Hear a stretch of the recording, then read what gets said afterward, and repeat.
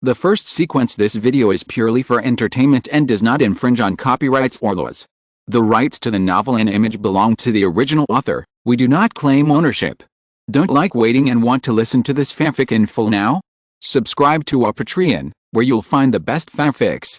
Chapter 226, Snake Catcher Ren Xiaosu. In Ren Xiaosu's opinion, whether a soldier can be put into combat is not just based on strength, but also on their instinctive combat awareness and skills. If an ordinary person only gains power, he may not even know how to use it.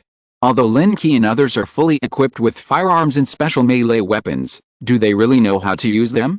So Ren Xiaosu felt that the problems he could think of could not be thought of by the Li family. Because they need to collect actual combat data, collect data on the use of nanorobots in combat, Hu Shuo did not shy away from Ren Xiaosu. After the breakthrough in connecting neuron technology, Li's nano-warriors have not been tested in actual combat, so they themselves want to know how much effect the nanorobots can play. Then aren't they afraid of suffering huge losses? Ren Xiaosu was puzzled. What loss? Hu said with a smile, it's just a few lives. The selection rate of nano-warriors in the army is not as low as you think. Did you find that except for an experienced soldier leading the team, the rest are all refugees? To them, the soldiers trained with the military funds are gold, and refugees are just tools. Do you really think they are in need of candidates with high synchronization and coordination rates? Ren Xiaosu is stunned. It turned out that this group of people were sent to collect data at the cost of their lives. Is Li so cruel? Exclamation mark. Wait, isn't the requirement of 80% synchronization rate already very high? Ren Xiaosu is puzzled. What exactly does synchronization rate mean? The synchronization rate refers to the degree to which you can perfectly control the nanorobots, Hu Shuo explained, but this thing is not always fixed. It can be steadily improved by receiving some physical fitness and reactionability training. Of course, there is also an upper limit to the extent of improvement for each person, just like some people are born with stronger motor nerves than others, which is also a difference in talent. In other words, people with low synchronization rates can actually control nanorobots, but the efficiency is very low. You command it to transform into an outer armor today, but it will not transform for you until next year. Then why transform into an outer armor? Just transform it into a coffin directly, and you will be dead, okay? Exclamation mark. However, Ren Xiaosu's synchronization rate is 0, but he feels that the nanorobots are very obedient, doing whatever they are told to do without any delay. He asked, what's the matter with the extremely low synchronization rate? Is he a vegetable? Hu Shuo looked at Ren Xiaosu meaningfully and said, there are special cases. When someone becomes a superhuman, their independent consciousness will reject the nanorobots. The lower the synchronization rate, the stronger the self-awareness of the person. Ren Xiaosu is stunned by these words, but soon Ren Xiaosu realized that Hu Shuo was deceiving him. If the Li group had such research results, then he and Chen Wudi, one with synchronization and coordination 0 and the other with synchronization and coordination 1, would have been targeted by the Li group long ago. Haha, I didn't expect Hu Shuo to be so cunning. However, Ren Xiaosu still had doubts about the fact that the Li group sent newcomers like Lin Qi to deal with the wolf pack. Don't nanorobots cost money?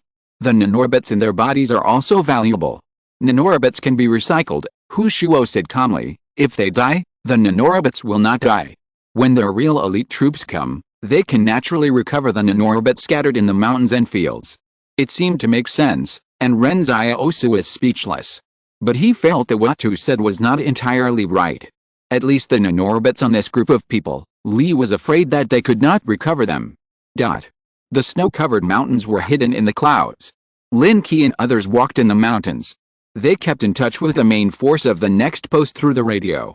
The linkage between them was like a military exercise.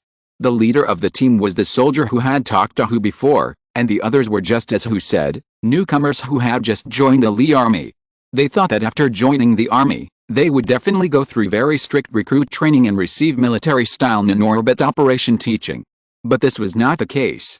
After only a short training, they began their first duty mission. Of course, everyone did not reject this.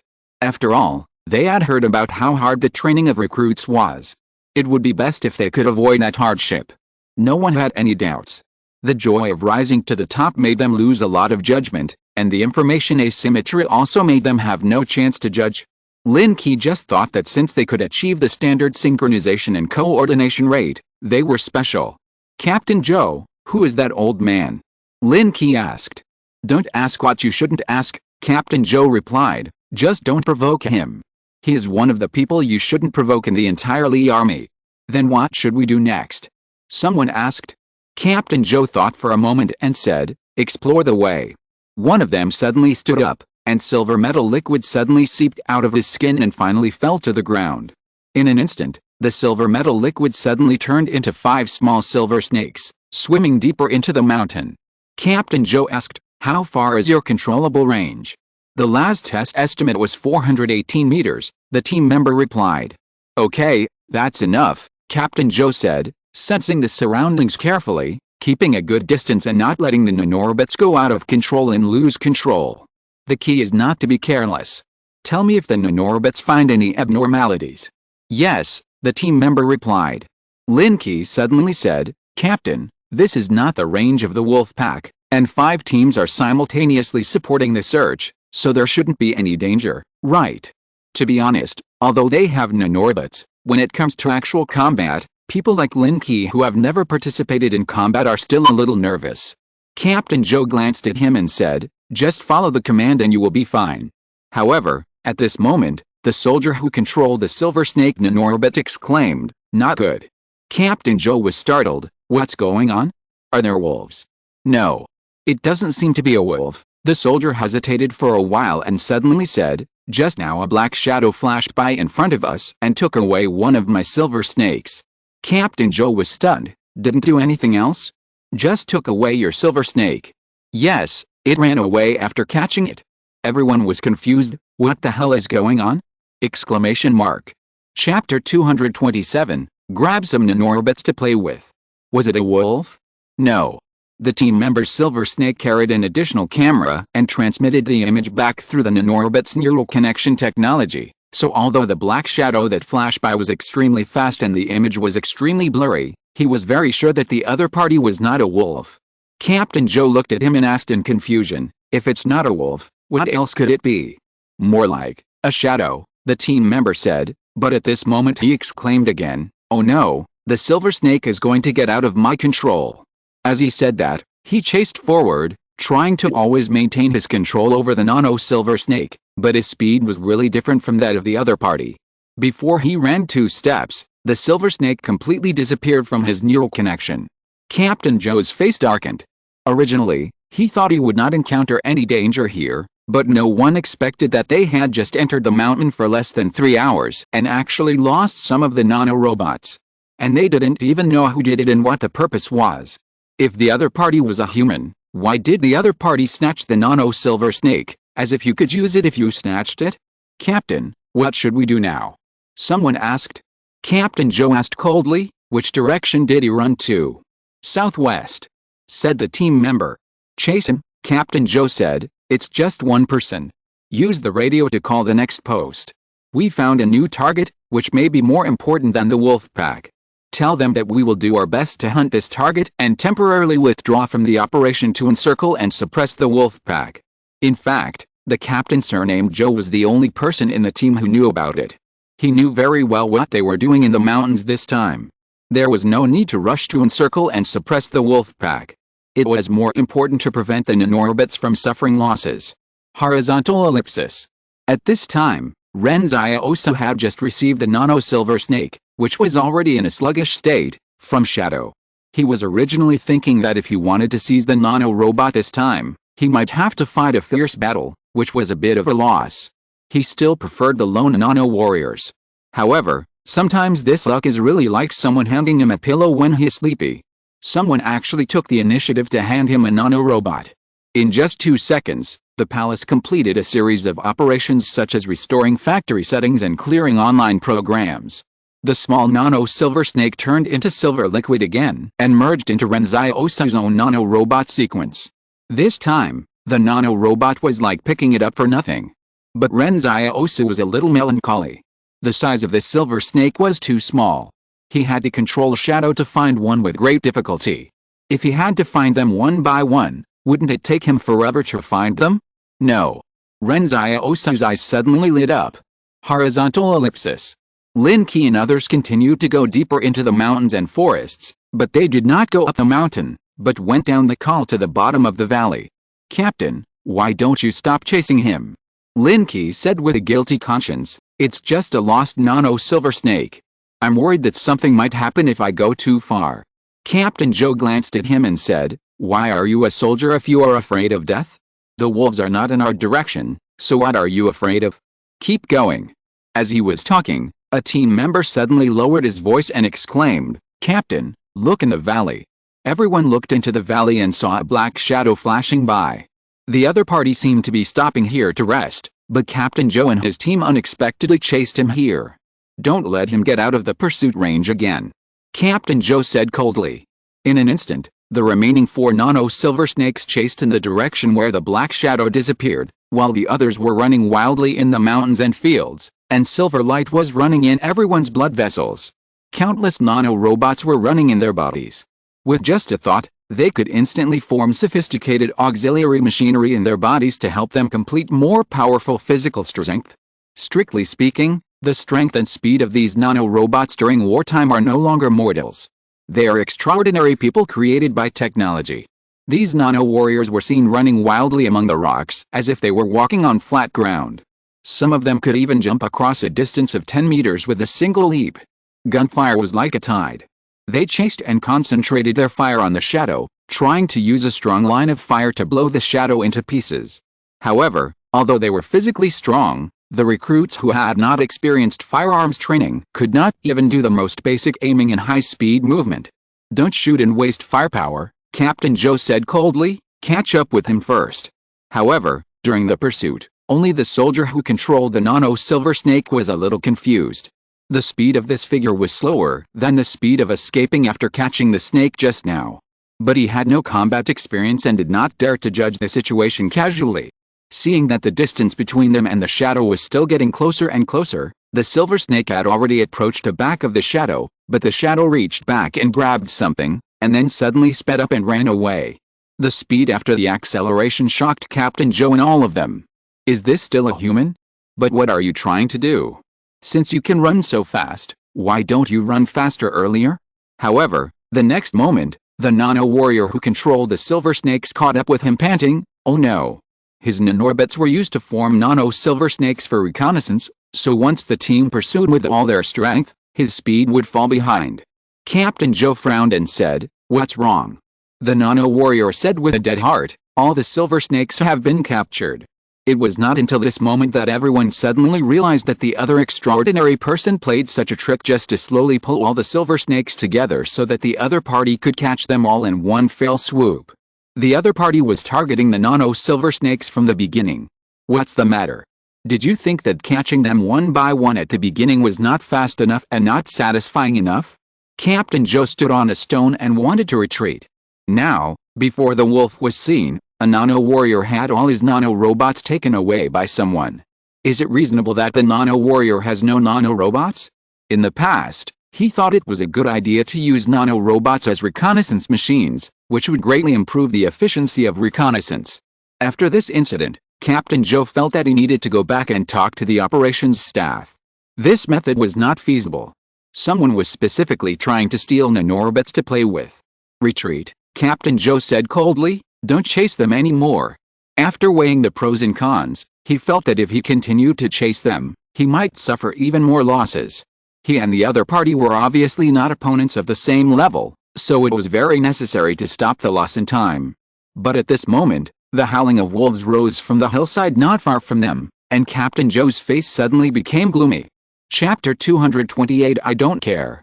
When the wolf howled, Captain Zhou, Lin Qi and the others all felt their hearts sink. When they were chasing, none of them considered the wolf pack a threat. In their opinion, the wolf pack should be far away. There were obviously more troops gathered there to encircle and suppress the wolf pack. But now they were horrified to find that the wolf pack's range of activities was actually on their side. Why is this so? The outpost attacked by the wolf pack before is far away from here. If this is the wolf pack's range of activities, then why is Ren Xiaosu and his outpost okay? Captain Zhou thought for 2 seconds and said coldly, "I'm afraid the scale of the action at the next post is too large. which scared them here. We underestimated the wolf pack's sense of danger. Maybe, Lin Qi said fearfully. What should we do now? What else can we do? Retreat quickly. Captain Zhou lowered his voice and roared, if you don't want to die, leave quickly. Go from the direction of the post. Maybe the wolves will be attracted by the people at the post. That's your only chance to survive. While speaking, Captain Zhou had restarted the nanorocket himself. The whole person was as swift and powerful as a machine. When the others saw this scene, they didn't care about anything else and hurried to follow. But not everyone in the team had a nanorocket at this time. The soldier who had previously controlled the nano-silver snakes shouted behind them, take me with you. Without the nanorocket, he was just an ordinary person. It was impossible for him to escape the pursuit of the wolf pack, so someone had to help him. But when the group of comrades who used to call each other brothers heard his roar, no one was willing to look back at him. This is the consequence of not having formal military training. In the face of danger, they are no different from refugees. Seeing his teammates' backs getting farther and farther away, the lone nano warrior became more and more desperate. He could even hear the sound of wolves running through the mountains and forests behind him. For some reason, he regretted becoming a nano warrior. Although he would become a refugee if he did not become a nano warrior, he might be able to live longer. However, at this moment, he was suddenly stunned when he turned around, because he saw not only the wolf pack, but also the boy in the wolf pack. The boy walked towards him with the wolf pack. The boy walked side by side with the wolf king, and the other wolves followed behind them, as if the boy had a very high status. But isn't this boy the Ren Xiaosu whom they looked down on in the outpost? Ren Xiaosu said, don't worry about them running away. I have calculated their speed, and I have used shadows to lead them into the mountains. Now they are running for their lives. In more than 10 minutes, the nanorobots will run out of power, and they will be just dozens of ordinary people. As Ren Xiaosu speculated, the most fatal flaw of nanorobots now is energy. Relying on bioenergy to charge is too slow and can't keep up with consumption. Therefore, nano-warriors are most suitable for blitzkrieg, not conventional warfare. Of course, Ren Xiaosu is not sure whether the Li family has a solution to this problem now. The Wolf King and Ren Xiaosu came to the warrior. The man and the wolf communicated by guessing, but the nano-warrior suddenly felt as if he had been forgotten. You guys don't take others seriously, right? And why can this boy live in peace with a wolf pack? This is too incredible, isn't it? Wait, is the attack on the next post also related to this boy? Suddenly, the Wolf King glanced at the nano-warrior, and then raised his paw to ask Ren Xiaosu for something. Ren Xiaosu's face changed. He doesn't have any nanorobots anymore. I won't trade with you. Besides, the nanorobots on him were taken out by me. The nano-warrior listened to Ren Xiaosu's words with a confused look on his face. He suddenly realized that the black shadow just now was also done by Ren Xiaosu, so this boy is actually a superhuman. But at this time, the Wolf King shook his head. I don't care. Ren Xiaosu took out a bottle of black medicine with a dark face and handed it to it. Forget it, I won't argue with a wolf. The Wolf King was happy to see the black medicine. Ren Xiaosu said, okay, I'll chase him first, and you can catch up after you deal with him.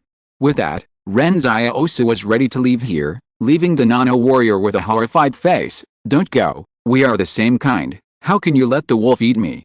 Ren Xiaosu turned around and smiled, it's better to dance with the wolves than to be with you. After that, Ren Xiaosu walked into the forest. The nano-warrior looked at the boy's back, lonely but determined. In a flash, the nano-warrior figured out a lot of things. It turns out that everyone at the outpost was not lying when they said that the staple food in their outpost was meat. It turns out that the wolves did not attack the outpost here just because Ren Xiaosu was there, that's all. And he noticed that this man called Ren Xiaosu clearly knew a lot about nanorobots. Before, they were wondering why the shadow wanted to steal the nanorobots. You couldn't use them even if you stole them. But now he is not so sure. Ren Xiaosu walked forward. He heard a scream from behind him, but his expression did not change. 5 silver snakes made his armor wrap around his entire wrist, and it would take a long time to get a complete set of outer armor. Lin Qi and others ran as fast as they could in the mountains and forests. Even if their faces and bodies were scratched by the bushes, they didn't care. The nanorobots on their bodies were not enough to support the entire body structure, so their skin was no different from that of normal people. As they ran, Captain Zhou slowed down a little. It seems that the wolves didn't catch up with us. Yes, Lin Ke said in astonishment. Didn't they find us? Impossible, Captain Joe retorted coldly. There must be a reason. Captain Joe had a guess in his mind. Could it be that the wolves knew that the endurance of their nanorobots was flawed, so they planned to wait until they ran out of power before taking action? However, he immediately denied his idea. After all, how could the wolves know this? Even in the Li army, there were not many people who knew this, except for the nano warriors.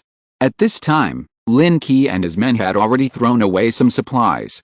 They were not stupid enough to not throw away their guns, but they threw away their individual rations first. However, Lin Ke suddenly discovered something. Captain Joe had never opened his backpack from beginning to end, and the silver light from the blood vessels of other people had dimmed, but Captain Joe's blood vessels did not have this situation. Lin Ke asked, "Captain, do you have any charging equipment in your backpack?" Captain Joe glanced at him. Don't ask questions that you shouldn't ask. Chapter 229 The Wolves Become Spirits. It was not until Lin Ke and his team discovered the problem with Captain Joe that they suddenly realized that the other party's backpack might be carrying a device that could provide wireless charging for nanorobots. It was precisely because of this device that everyone's nanorobots had gradually run out of energy, but Captain Joe's was still fine. At this dangerous time, Lin Ke and his team thought that if they could also use this charging device, then everyone's chance of survival would definitely be greater. So Lin Ke and his team looked at each other and planned to ask for Captain Joe's backpack. But before they could speak, the woods behind them suddenly became chaotic, as if some giant beast was shuttling through. No, the wolves are catching up. Captain Joe shouted, "Run!" At this time, the others had no chance to say anything else. They could only continue to run for their lives. But when they found that there were wolves chasing them from behind, the wolves had already surrounded them from both wings. Everyone who saw this scene could only speed up and speed up again, for fear of being caught up by the wolves. Several nano-warriors with little energy left in their nanorobots fell behind immediately, but their comrades had no intention of helping them at all. The more they ran, the more desperate they became. Some of them even forgot that they had guns on them to resist the attacks of the wolves. Ren Xiaosu hid on a hillside and sighed as he watched the scene. The Li group really wanted them to die. If this was a nano-warrior team composed of Li soldiers, then even if the other party retreated, there would be some order, and they would definitely not be defeated unilaterally like now. In the final analysis, these were just some ordinary people who could control nano-robots. Some people's psychological quality might not even be as good as that of ordinary people. However, what Ren Xiaosu wanted to know more was what the real elite nano-warriors of the Li group looked like. Ren Xiaosu noticed the difference of Captain Joe, and he suddenly found that the energy of the other party's nano-robots did not seem to decay. What happened? The next moment, the wolves on both wings suddenly attacked inward, forcibly blocking the fleeing nano-warrior team in two. Until this time, the attacked nano-warriors finally remembered that they still had guns on their backs, so they immediately wanted to shoot. But they were so stupid that they even forgot to open the safety of their guns. Someone drew his saber from his waist.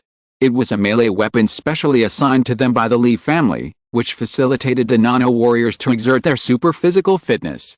For these nano-warriors, when the battle entered the hand-to-hand stage, the knife was much more useful than the gun. Ren Xiaosu looked at the knives in their hands not far away, but found that a blade was orange-yellow, while the blade was the same silver color as the nano-robot. When the blade slashed towards the wolves, the silver blade even had a sense of fluctuation, like a layer of ripples spreading continuously. Ren Xiaosu was puzzled. Could it be that the blade was also made of nano-robots?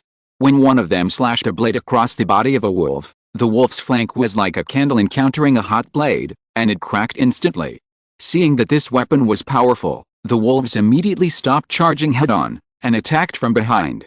Captain Joe, Lin Ke and others continued to flee without looking back, but if they didn't think of a way, they would die. Even Captain Joe, who had enough energy, was no exception, because he couldn't run as fast as the wolves. "Who has the cluster bomb? Give it to me!" Captain Joe yelled. Even his voice seemed a little hoarse in the face of life and death. Someone's face changed. Are there teammates behind us? At this time, there were still people shooting in the wolf pack, which meant that the people trapped inside were not all dead. Captain Joe said coldly, "If you want to sympathize with them, go back and save them, otherwise don't be hypocritical in front of me. Aren't they all people who abandoned their companions and ran away?" Everyone was silent, But some people couldn't help but say, "You are going to blow up your comrades." Comrades? Captain Joe sneered, "You are not worthy of being my comrades. There are still 10 cluster bombs in the team. Take them all out." After that, someone took out several bombs from the marching backpack. Ren Xiaosu saw this scene not far away and his face changed drastically. These people actually brought cluster bombs? Exclamation mark. Although the wolf pack can withstand bullets, cluster bombs can't. If a few wolves are killed, won't his mission be over? Thinking of this, he controlled Shadow to suddenly rush into the battlefield. Ren Xiaosu also shouted to the Wolf King in a low voice from behind, "Don't chase, don't chase. It's dangerous." Most of the wolves suddenly stopped, but a wolf had already killed several nano-warriors and was about to rush out again. The strength of this wolf was second only to the Wolf King. Usually Ren Xiaosu could see it guarding the Wolf King, just like the left protector. As a result, at the moment when this wolf rushed out, Shadow had already rushed in front of it, picked it up and ran back. The wolf was anxious and roared wildly, but Shadow didn't care what it roared, and decisively carried it away. At this time, the Wolf King's expression changed when he looked at Shadow. "This thing is so strong!" Exclamation mark. Captain Joe and his companions pulled the safety pins of the cluster bombs and wanted to throw them at the wolves behind them. As a result, they were shocked to find that the wolves had stopped chasing them at some point. There was also a wolf that rushed towards them, but was carried by a black shadow in the opposite direction, running farther and farther away. This scene made Linky and his companions dumbfounded. What did this mean? Why didn't they chase? And why did the black shadow stop the wolf from rushing over? It's not that they haven't seen the world, it's just that the scene in front of them is too incredible. Someone looked at the smoking cluster bomb and asked, "Are you still throwing it?" "Throw it," Captain Joe said, throwing the bomb in his hand out. If he didn't throw it, he would keep it to blow himself up. But if he threw it out, he couldn't blow up a single wolf. Are these wolf spirits? The roar shook the mountains and fields, and the birds in the mountains and fields were frightened and flew madly into the sky, like a whole piece of circling dark clouds. The Wolf King stared quietly at the smoke and the branches and leaves flying in the explosion. It had already experienced human thermal weapons, so it was not too panicked. It looked at Ren Xiaosu and nodded, as if to express gratitude. If Ren Xiaosu had not stopped them in time, the wolf pack would have suffered heavy casualties. Of course, Ren Xiaosu could not say that he was doing it because of the mission. In fact, even if there was no such mission, Ren Xiaosu would not stand by and watch them die. After all, they were partners. He looked at the nano-warriors that the wolf pack had killed. The silver nano-robots in those corpses were seeping out from under the skin. Ren Xiaosu counted and found that the wolf pack killed 9 nano-warriors in one encirclement. The efficiency was already quite high. It was just a pity that because of the cluster bombs, many of Linky and others escaped. If you're listening to this novel on a channel other than Fanfic World, it means they downloaded and uploaded it without effort. We cordially invite you to visit our channel, Mundo Fanfic Novelis. There you'll find the original version of this story and you can explore many other novels of various genres. We're waiting for you to immerse yourself in a world of incredible novels. Chapter 230 Chen Wudi's Problem. Ren Xiaosu looked at the Wolf King and said, "Don't chase them anymore. We are not far from the outpost. Besides, they haven't used up all their cluster bombs. I saw they took out 8, but they only used 3. The Wolf King nodded, indicating that he would not chase them anymore. Ren Xiaosu took out 9 bottles of black medicine from the palace and handed them to the Wolf King. He said seriously, "Don't take them too often." The Wolf King. "Let's go. Let's go deep into the mountains this time. After this group of people go back, a large number of troops will definitely arrive. Then it will be really dangerous," Ren Xiaosu said. "Only if the wolf pack hides in the deep mountains can they be truly safe." Apart from the mission, Ren Xiaosu himself doesn't want anything to happen to the wolf pack. Although nanorobots are important, he believes there are still many opportunities. Including the nano-warrior he killed before, there are a total of 10 nano-warriors who died this time. Ren Xiaosu stuffed all the sabers into the storage space. He was not in a hurry to study them, but had to hurry back to the outpost. When Ren Xiaosu took a detour back to the outpost, everyone in the outpost had been alarmed by the sound of cluster bombs in the mountains. Everyone stood in the open space of the outpost to discuss what had just happened. Ren Xiaosu took advantage of the chaos to go over and join in the discussion. When Ren Xiaosu came back, Lin Qi and others had not yet returned to the outpost, and the off-road vehicle was still parked there quietly. But not long after, these nano-warriors who originally looked majestic rushed out from the mountain road, each in a mess. They saw the people in the outpost discussing something, and Ren Xiaosu rushed up first and asked, "What happened in the mountain just now? Are you all okay?" Ren Xiaosu's expression was very sincere, but Lin Qi and the others didn't have the heart to talk so much to refugee at this time. "Get out of the way," Lin Qi said coldly, and Ren Xiaosu got out of the way. Everyone in the outpost watched these nano-warriors get on the off-road vehicle and drive down the mountain. Although they didn't show anything on their faces, people with discerning eyes like Li Qingzhang still saw a hint of fear in their expressions. When this group of people went in, there were not this many people, said student Wang Yuqi. When they went in, there were 48 people. I checked it specifically. Now there are only 38 people left. Li Qingzhang nodded and said, "It seems that they had a fight in the mountains. Was it with the wolf pack? Everyone, remember, we don't know that the wolf pack has appeared here, do you hear? We have all eaten the meat sent by the wolf pack. If this matter is exposed, no one will have a good ending." "I understand," said everyone in the outpost. Everyone in the outpost has become a small group, sharing the same secret. In fact, psychologists have long studied that a shortcut to bring people closer is to keep a secret together. At this time, Ren Xiaosu suddenly found that Hu Shuo had never left the house from beginning to end, as if he was not very interested in anything happening in the outside world. Of course, there is another possibility. Hu Shuo did not want to break the window paper between him and the people in the outpost. In fact, smart people who stay here for a few days will understand that there must be something wrong with this outpost, otherwise how to explain the prey sent by the wolf pack? What's the matter? The wolf pack still has to pay property fees to the outpost? It's unrealistic. But Hu Shuo didn't seem to care about these things, he just wanted to have a good new year here. After Lin Qi and others left, no one came to the outpost for 2 days. If it was true as Hu Shuo said that Li wanted to study actual combat data, then Li's research institute would probably be working overtime to analyze the data of Captain Zhou and others. But Ren Xiaosu knew that what was coming would come sooner or later. He just hoped that by that time the wolves would have taken the population far away. During the past 2 days, Hu Shuo taught Ren Xiaosu and the others as usual, as calm and composed as if nothing had happened. Moreover, Ren Xiaosu kept his promise not to ask questions in class for 3 days, which made Hu Shuo feel a hint of the New Year atmosphere. What exactly is the so-called New Year atmosphere? It probably means that the body and mind are relaxed and there is no need to work. During dinner in the evening, Hu Shuo explained to Ren Xiaosu, not asking questions for 3 days does not mean that you can save up questions for 3 days and ask me on the 4th day. Don't play tricks on this, do you understand? It won't work. Ren Xiaosu was stunned for a moment. He didn't expect Hu Shuo to block his way in advance. The old ones are still the best. At this time, Chen Wudi, who was eating next to him, said, "I have a question to ask you." Hu looked at Chen Wudi and said in a friendly tone, "You are different from Ren Xiaosu, you can ask whatever you want." Chen Wudi nodded and said, "The height and base diameter of a cone SC are equal, and the base radius of this cone SC and cylinder At this point, Chen Wudi looked at Ren Xiaosu, "Master, I forgot the second half of the sentence."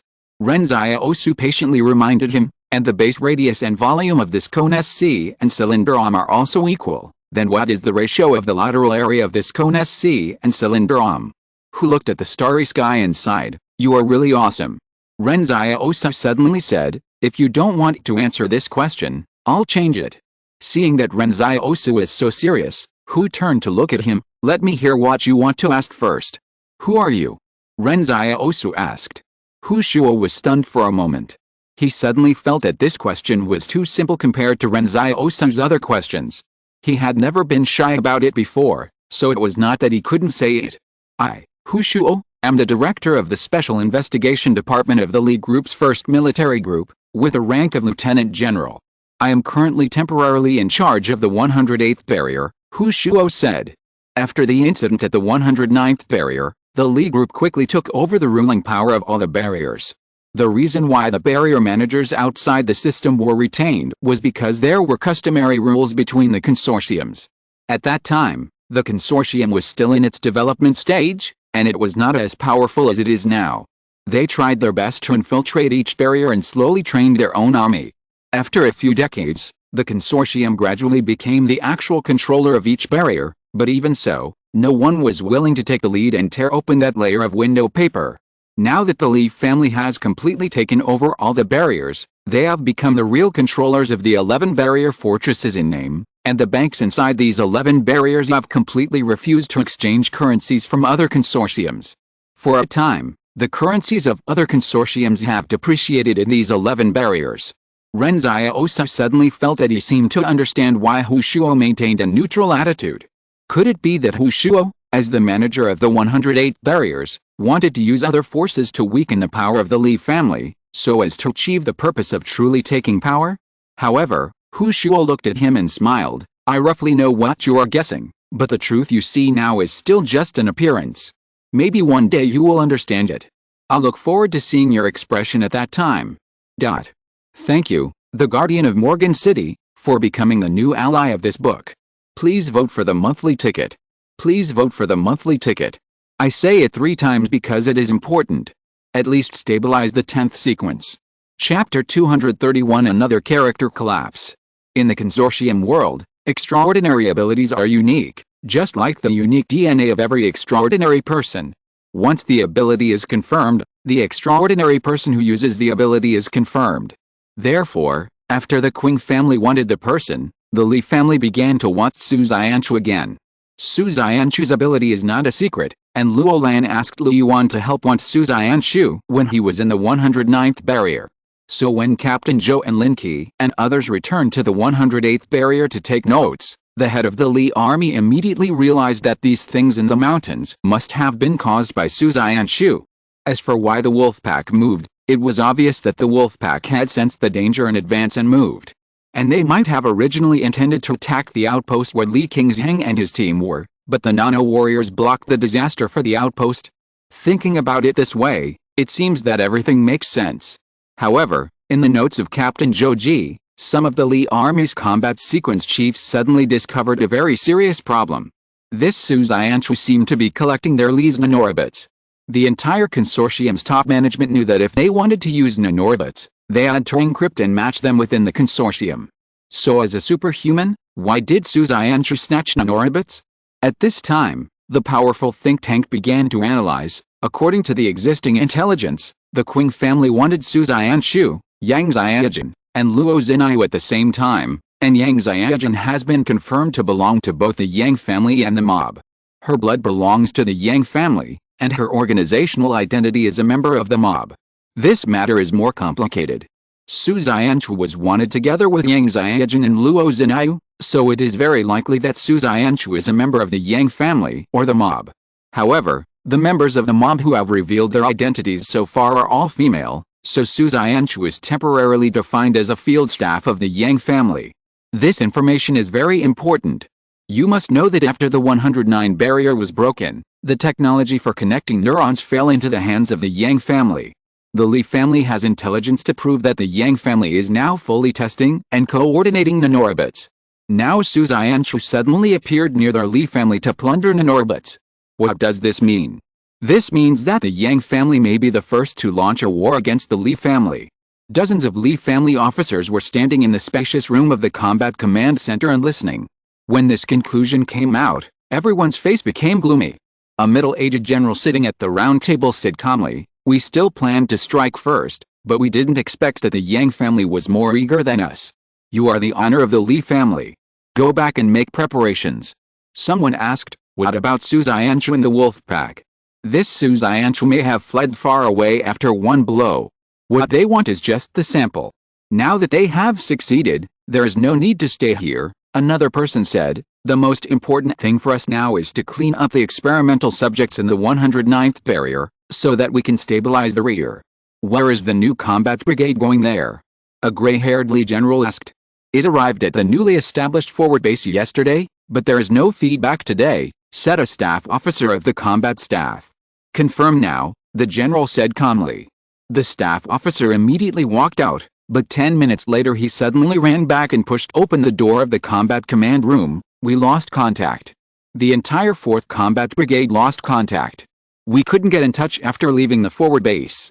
The command room suddenly fell silent. 4,500 people just disappeared? Ren Xiaosu, who was far away at the outpost, didn't know what happened, and Su Xianshu, who was far away at the 178th fortress, didn't know even more. At this time, the outpost was full of joy. It was close to the end of the year. The refugees who had eaten their last meal and didn't know where their next meal would come from suddenly had fish and meat every day. This was probably the best spring festival for everyone. After Lin Qi and others left, Ren Xiaosu was still thinking that there might be a new large force entering the mountains to encircle the wolf pack, but he waited for so long and didn't see the so-called large force. There was a small team of people who went into the mountain to try to retrieve the lost Nanorobots. However, as Li expected, the Nanorobots were probably taken away by Su Xianshu. The other people who came to the mountain were all Hu Shuo's people. These people did not come to report their work, but brought red paper, brushes, and ink. At the beginning, when everyone said they wanted to post Spring Festival couplets, Hu Shuo refused. He said that he had never written Spring Festival couplets. But we can't not post Spring Festival couplets. Is it not right to not post Spring Festival couplets during the big festival? In the past, everyone also posted Spring Festival couplets during the Chinese New Year.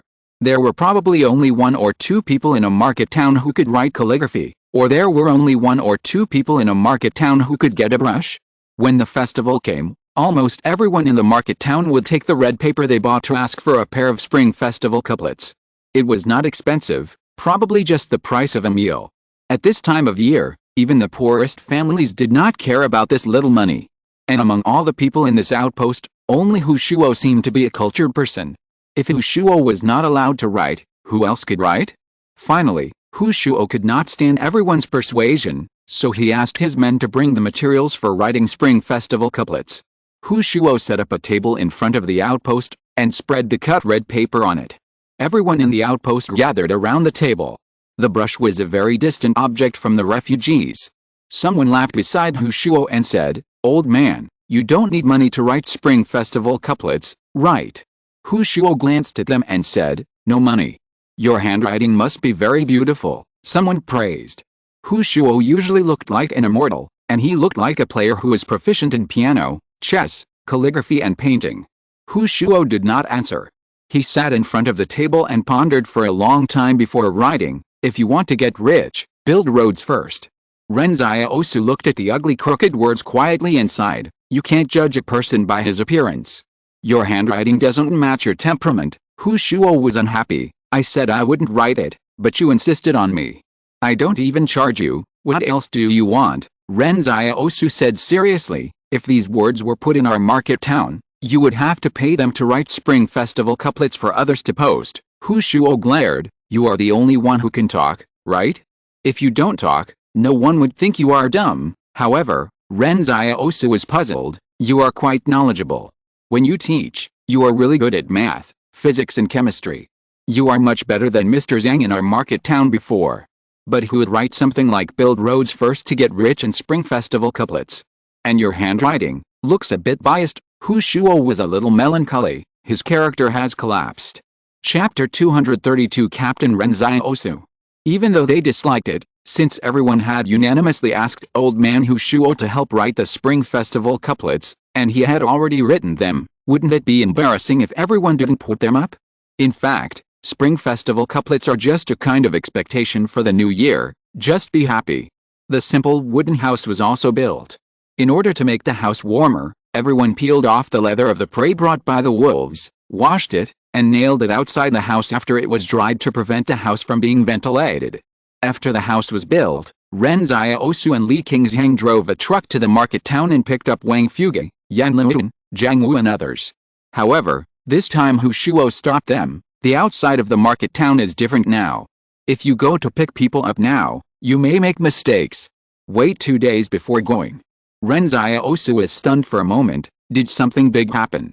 The Li family lost a combat brigade, Hu Shuo explained. Everyone was stunned. There are several thousand people in the combat brigade, right? They were lost just like that. Hu said with a smile, "They were lost just like that, So now the entire 108th fortress is under complete martial law, and the trenches have been dug. If you go there at this time, even if you can get into the town, you may not be able to get out. Ren Xiaosu frowned. What should we do then? Wait a day, Hu said with a smile. I will solve this problem for you. Ren Xiaosu didn't say anything more after hearing this. He also wanted to see how Hu was going to solve this problem. In the past 2 days, the closer it got to the end of the year, the less Hu said. Everyone often saw Hu sitting on the cliff next to the outpost during the day.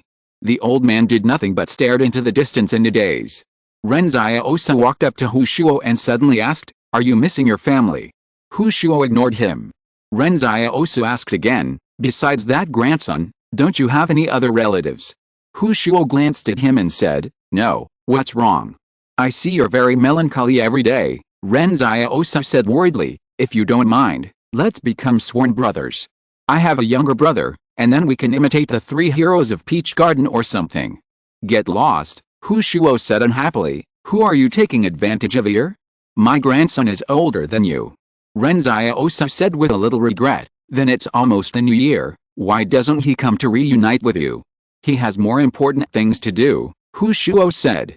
At this moment, Ren Xiaosu suddenly felt that Hu Shuo might be planning something big, and that grandson was crucial to the whole plan. "Wait, your grandson's surname is Li, right?" Hu Shuo looked at him with a half-smile. "There are many surnames Li, which one are you talking about?" Ren Xiaosu is stunned. He should have thought of this earlier. If the grandson was really the one he guessed, then many of Hu Shuo's behavior seemed to be explained. The next morning, an off-road vehicle drove up from the mountain. Ren Xiaosu guessed that it was looking for Hu Shuo again. However, 2 officers got off the car with 2 extra uniforms. Hu Shuo sat in the yard and pointed at Ren Xiaosu and Li Qingzheng. "Give them 2. Ren Xiaosu was puzzled. "What is this?" "If you want to go in and out of the market town, you have to wear this set of clothes," Hu Shuo said. "This is Li's regular army uniform." Ren Xiaosu was shocked. "But don't they check your ID when you enter and leave the town? If I get caught, I'll probably die miserably, right?" However, the 2 officers said, "We're all ready." As they spoke, they handed Ren Xiaosu a small blue book. Ren Xiaosu opened it and saw that it was Li's officer ID, with a number, a stamp, and even Ren Xiaosu's photo. He didn't even know when someone secretly took his photo. Hu said with a smile, "The negatives have been destroyed. You don't have to worry too much about this. The number is real, the captain rank is real, everything is real. You are my subordinate now, and it won't be a problem for anyone to check. But no one should dare to check our combat sequence. After all, normal soldiers are quite afraid of our special investigation division." Ren Xiaosu is silent. This old man's influence on Li was too great. For many people, the coveted Li's regular army identity was like a small gift in his hands. And the other party probably had other purposes for giving him this identity, right? Hu Shuo said, "How could this old fox do unnecessary things? Instead of going through so much trouble to get himself an officer's identity, it would be better to send someone to pick up Sister Xiaoi and the others." Ren Xiaosu asked curiously, "Aren't you afraid that I will do other things with this identity?" Hu Shuo laughed. "You? What can you do?" After lunch that day, Ren Xiaosu and Li Qingzheng drove out. The 2 of them were wearing Li's military uniforms. Li Qingzheng looked excited. "I am considered a regular soldier of the Li family, right? Can I enter the barrier?" "Do you really want to enter the barrier?" Ren Xiaosu asked curiously. Li Qingzheng smiled without hesitation and said, "Who doesn't want to enter the fortress?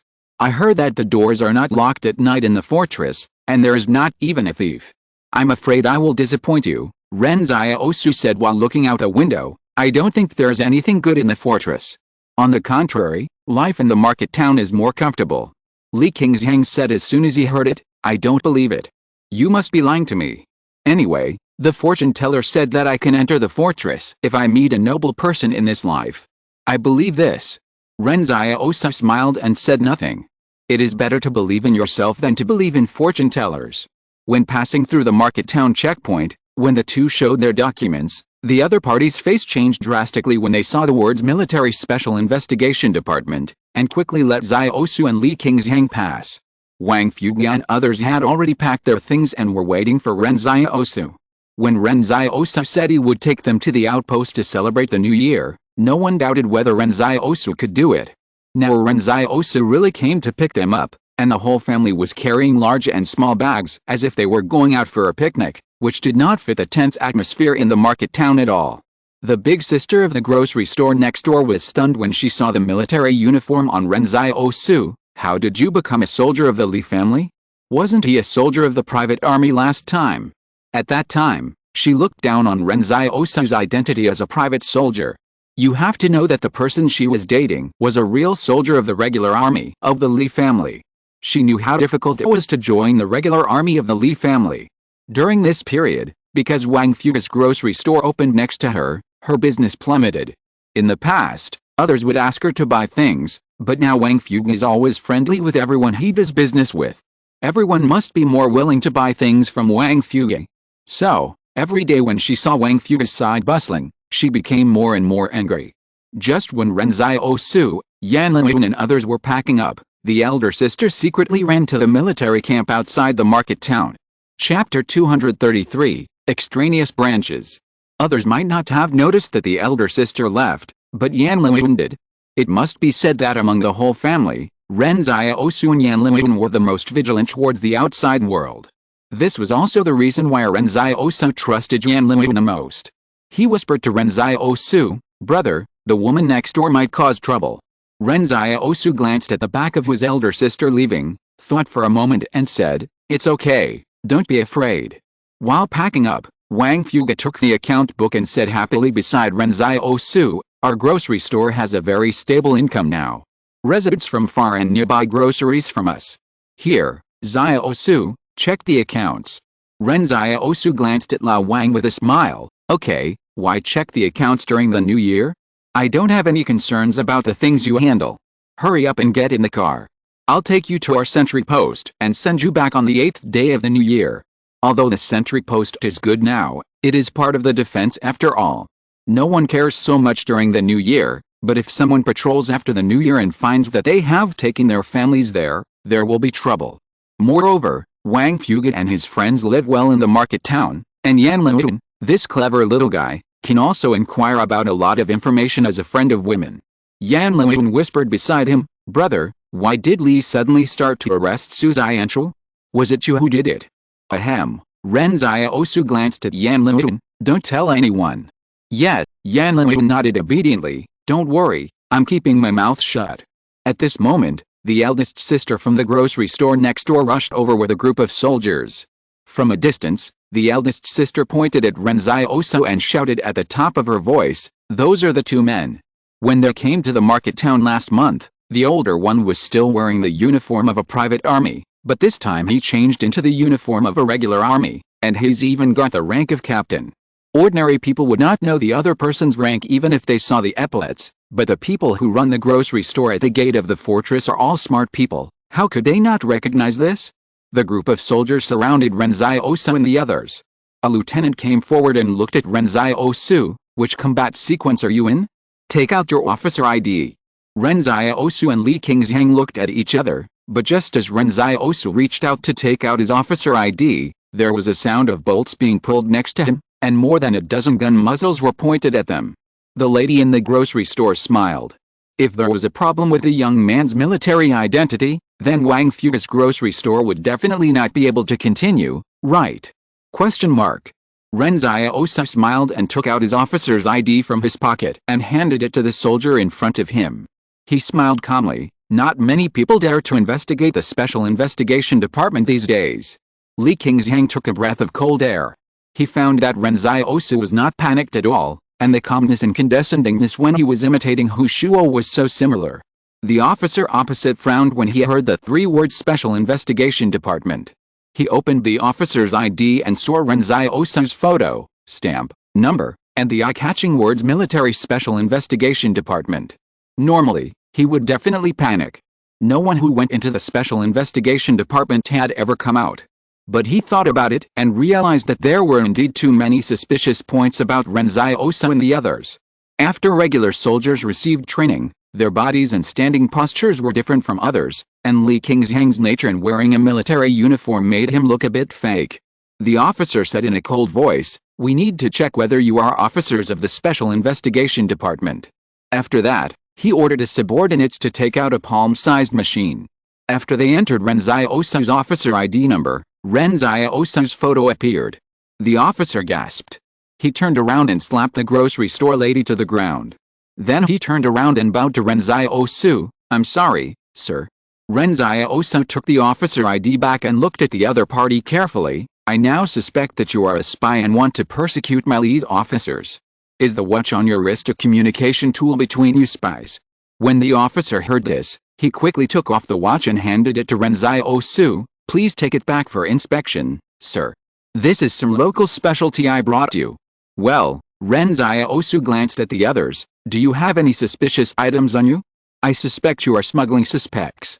As a result, a soldier hesitated and said, "Sir, your Special Investigation Department does not investigate smuggling."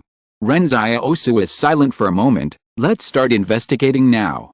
Li Qing was watching this scene from the side. Not long ago, he was the one who accepted the bribes, but now seeing Ren Xiaosu's behavior, he was much more comfortable with extortion than him. This group of soldiers came in aggressively, but now they stood in a row with their heads lowered and their money in their pockets was searched by Ren Xiaosu as evidence of suspected treason. "Alright," Ren Xiaosu waved his hand, "go back. I suddenly think you are not suspicious anymore." It must be said that the identity that Hushuo arranged for him was really useful. The elder sister lying on the ground next to her was a little dizzy from being slapped. When she just came to her senses, the officer slapped her again. "Take her back to me, you blind man." A group of soldiers carried the elder sister away. Ren Xiaosu looked at their departing backs and sighed. "What a group of good people. They came and brought us so many local specialties. How simple and honest."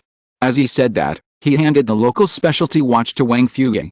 Previously, in order to exempt the girls from labor service, Wang Fuge bribed Li Qingzhang with all his watches.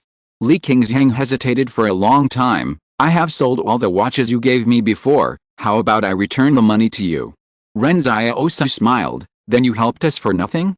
Keep it, we are not such stingy people." Okay, Li Qingzhang said happily, but he felt something was wrong. How come it seemed as if Ren Xiaosu was the team leader?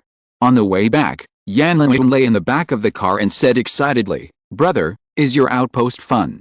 "It's quite fun," Ren Xiaosu said with a smile. "What do you do every day?"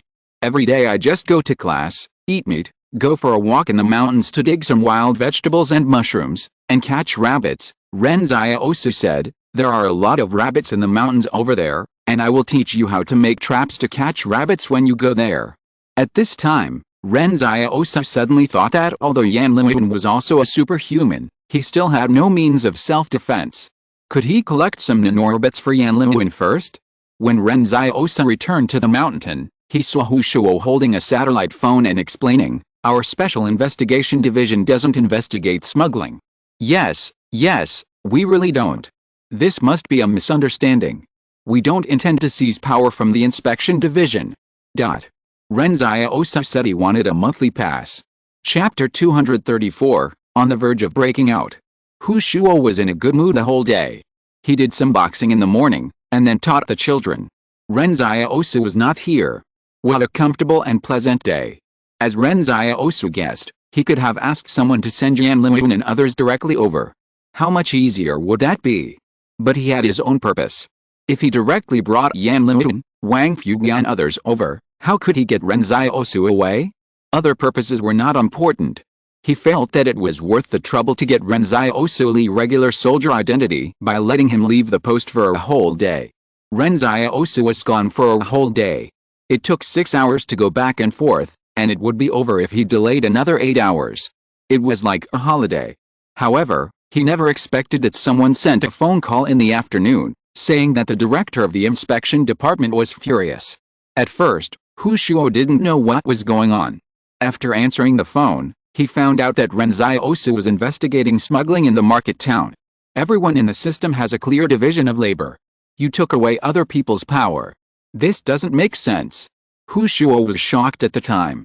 You were there to pick someone up, so why did you check for smuggling? At this time he hung up the phone and looked at Ren Xiaosu. Did you go to investigate smuggling? Ren Xiaosu smiled and said, help your department expand new business, Isn't it great? Hu Shuo said with a sad face, did I ask you to help us expand? Why don't you take the work of the order department as well? Ren Xiaosu was also unhappy. You didn't tell me that it's not possible. What did I ask you before I left? I said, aren't you afraid that I will cause trouble? What did you say? Hu Shuo's eyes widened and he was about to lose his temper, but at this time Yan Liwen suddenly came up and said obediently, hello, Grandpa Hu Shuo. When Hu Shuo saw the fair-skinned Yan Liwen, he immediately held back his anger and smiled. Hello, hello. Well, Yan Liwen said, I heard my brother mention you. He said that you are amazing and very knowledgeable. When you teach, you make light of important things.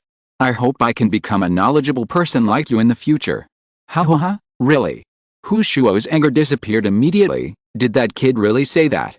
Yes, Yan Liwen said, so don't be angry, he didn't mean it. Forget it, don't be angry, don't be angry, Hu Shuo said with a smile, hurry up and put the things in the house, we will start cooking for you. Wow, there are so many girls. Thank you, Grandpa Hu Shuo, Yan Liwen said, turning around and winking at Ren Xiaosu. The quarrel immediately disappeared. Ren Xiaosu was a little amused. It was indeed a talent that Yan Liwen could become a friend of women in the market town.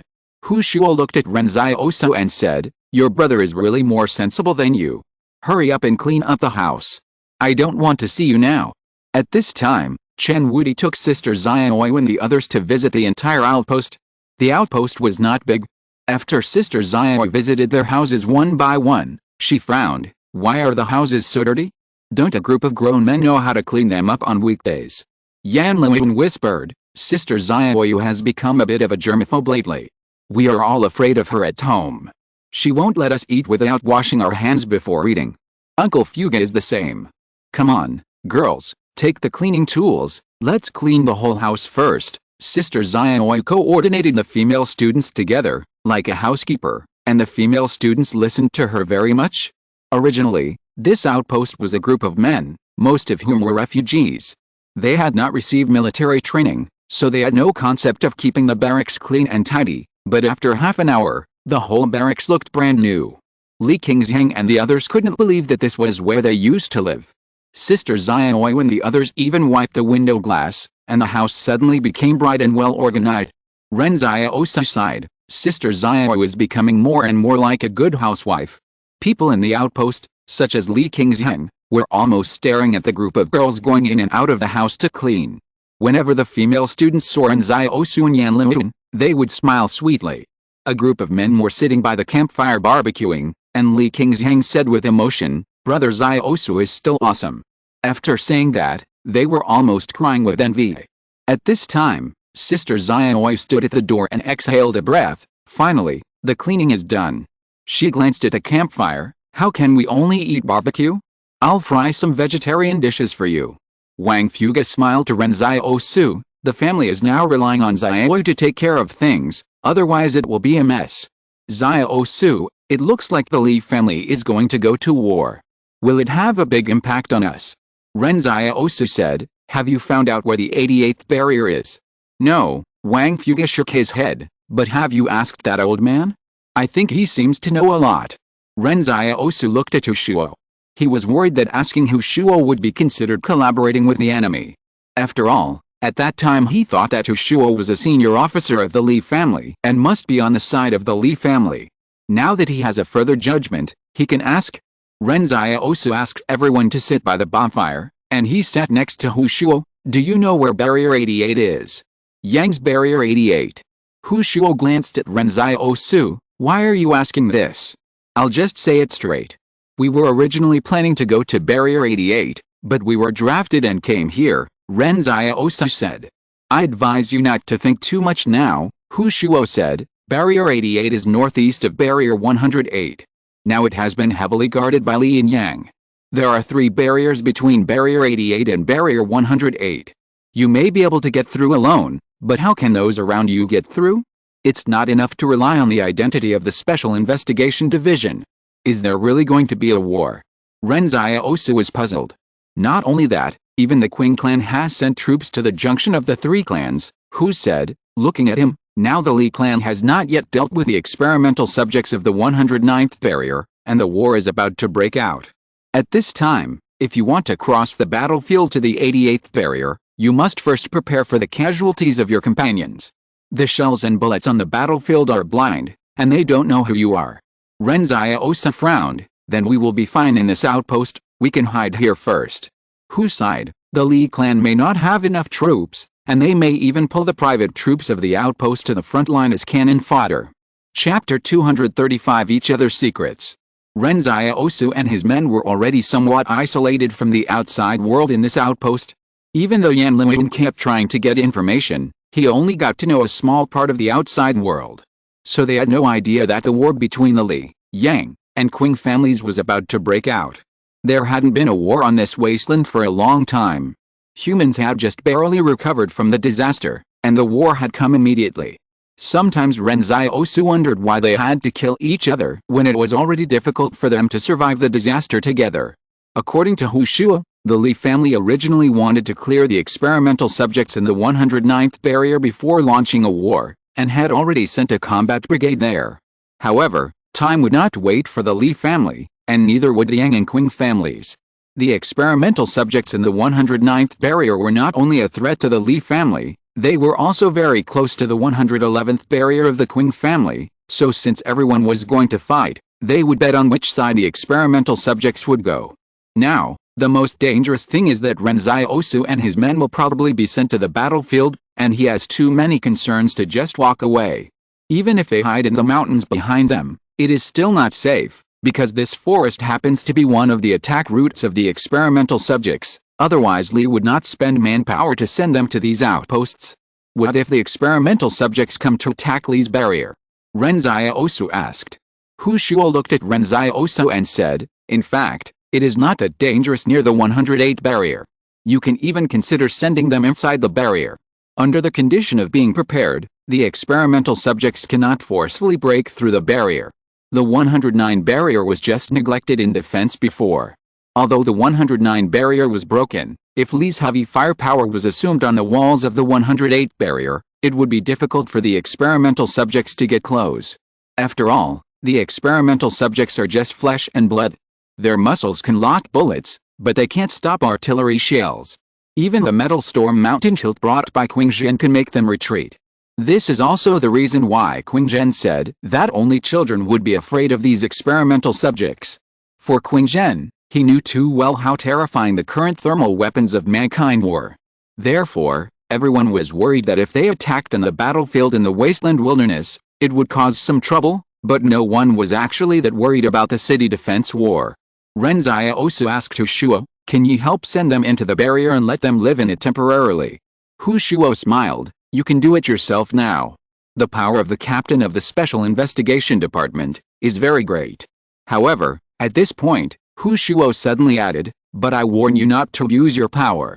Yet, don't worry, I won't investigate smuggling anymore. Ren Xiaosu was surprised to find that the Special Investigation Department could actually send people into the barrier. This power is quite great. However, this old man did not stand on the side of the Li family in this position, and it is unknown whether the senior management of the Li family will be afraid when they know the truth. Ren Xiaosu asked curiously, aren't you afraid that I will tell you? Hu Shua said with a half smile, aren't you afraid that I will tell the Li family that you are hunting their nano warriors? Both of them were silent.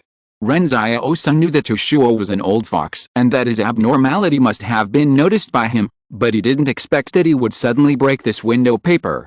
However, since everyone has secrets from each other, no one should tell anyone else. In Ren Xiaosu's opinion, Hu Shua wanted to establish a kind of friendship or alliance with him, and the basis of this trust was on the one hand the secrets of each other, and on the other hand the grandson of the other party. Li Shenton. Hu Shua has been in a high position in the Special Investigation Department for many years. In order to prevent his family from being implicated, he even concealed the fact that he had a daughter and didn't even ask about it. However, many years later, his daughter was forced to death by the Li family. The Li family was too big, so big that even as a superhuman and a high-ranking lieutenant general of the Special Investigation Department, he could not shake it. After all, the soldiers under his command were loyal to the Li Consortium, not him, Hu Shua. But this situation changed completely after Li Shen became the Devil Whisperer. The young man who walked out of the mental hospital had extraordinary destructive power. Beside the bonfire, the female students sang songs, and the group of rough men next to them did not dare to say a word, for fear of interrupting the singing of the girls. Sister Xiaoyu was cooking in the kitchen with an apron on. When they came, they brought a lot of New Year's goods from the market town, as well as a container of fish and shrimp that Lao Wang had finally obtained from the people of the barrier. Li Qingxiang suddenly sighed. This is probably the most decent spring festival I have had since I was 29 years old. Ren Xiaosu glanced at him and smiled. To be honest, we used to have a miserable spring festival. Not really, Yan Liwen said with a smile. Obviously we were very happy. We would run to a faraway hillside to watch the fireworks in the barrier. The fireworks were so beautiful. However, at this moment, an off-road vehicle suddenly drove up from the bottom of the mountain, and an officer came to Hu Shuo and whispered to him for a while, and Hu Shuo's face became more and more solemn. Ren Xiaosu looked at Hu Shuo and asked, "What's wrong?" Hu Shuo looked at Ren Xiaosu and said, "After the Chinese New Year, prepare to send your family into the fortress. The war has begun." Ren Xiaosu was stunned. There was only an hour left before the Chinese New Year. Who would suddenly start a fight on New Year's Eve? Hu Shuo said, "The Li's command headquarters has issued a surprise attack order. Now the front-line troops have begun to advance to the area controlled by the Yang family. In a few hours, there will be war there. Aren't you going to leave after dinner?" Ren Xiaosu asked calmly. Hu Shuo smiled and said, "I thought I could have a good Chinese New Year, but I didn't even have a New Year's Eve dinner. What a pity, what you fear will come true. Things in this world are never as good as you think." At this time, Sister Xiaoyu came out of the kitchen with a few lunchboxes in her hands. "Uncle Hu Shuo, I've packed all the food in, you can eat on the way." Hu Shuo was stunned for a moment and smiled, "Thank you." Suddenly Hu Shuo looked at Ren Xiaosu and asked, "Ren Xiaosu, do you know what Murphy's Law is? If something has the possibility of going bad, no matter how small the possibility is, it will always happen. In layman's terms, it means that what you fear will come true." Ren Xiaosu was stunned for a moment. "Why are you talking about this? Do you think we are living in a dream or in reality now?" Hu Shuo laughed. "It must be in reality. If you don't believe me, I'll pinch you and try," Ren Xiaosu said. "But reality is about probability. Only in dreams will what you fear come true, right?" Hu Shuo said this and turned around and left with a smile. "I would rather it was a dream now." Ren Xiaosu always felt that there was always a trace of sadness in this old man's heart. Chapter 236 Qing Zhen's Crosstalk Performance. Qingxi, 111 Fortress. When the night passed midnight, the copper bell in the center of the fortress was struck by the staff of Qingxi. The peaceful bells representing the new year continued to spread out, and then many families who had money to buy firecrackers lit the firecrackers in front of their own houses. The children were also watching excitedly on the street. They were wearing new clothes and holding small firecrackers removed from the firecrackers in their hands. They were very happy.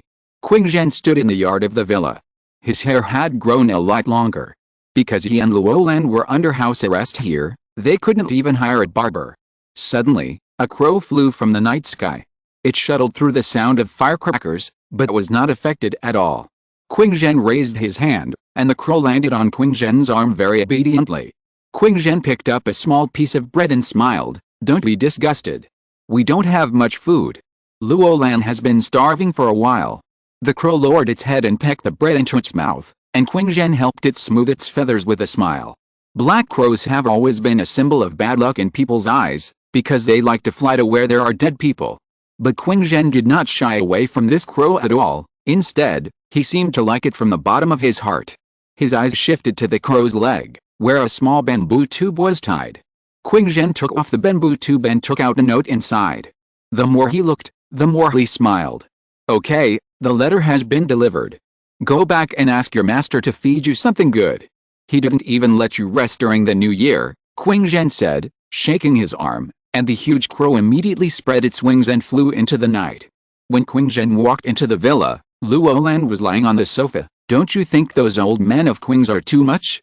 They don't even give us a full meal on New Year's Day, they don't let us have a haircut, and they often cut off water and electricity. We are the heroes of Qing's family, and now they treat us like this." Qing Zhen smiled. "You can eat my piece of bread. It's our fault that the barrier we were guarding is gone." "Is it our fault?" Luolan was unhappy. Who could have thought that there would be a sudden earthquake? And it's New Year's Day. How can we go hungry during New Year's Day? Don't worry, Qing Zhen smiled, these days are almost over. At this time, the doorbell outside rang, and Luo Lan rolled up from the sofa. Did they bring us food? Your uncle is not so kind. He tried his best to cling to Qing's thighs. How could he risk being ostracized to help us? Qing Zhen said calmly, now is a good time to draw a line between us. Infighting in the consortium has always been dirty and despicable. The Qing consortium not only imprisoned Qing Zhen and Luo Lan in this lonely villa, but also sent Luo Lan's uncle to take care of the two. Probably because the bigwigs of the Presidium felt that Qing Zhen and Luo Lan were suspected of betraying the family, so they wanted Qing Zhen and Luo Lan to feel the taste of being betrayed by their relatives. Luo Lan and Qing Zhen have the same father, but not the same mother, and Luo Lan's uncle once used Luo Lan to gain some status in the Qing consortium, but now he was sent to take care of Luo Lan.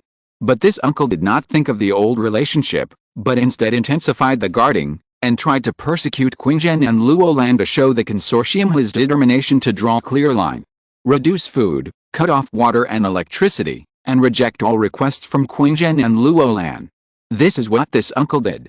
Sometimes it is really hard for people to imagine what a person can do in order to curry favor with the powerful.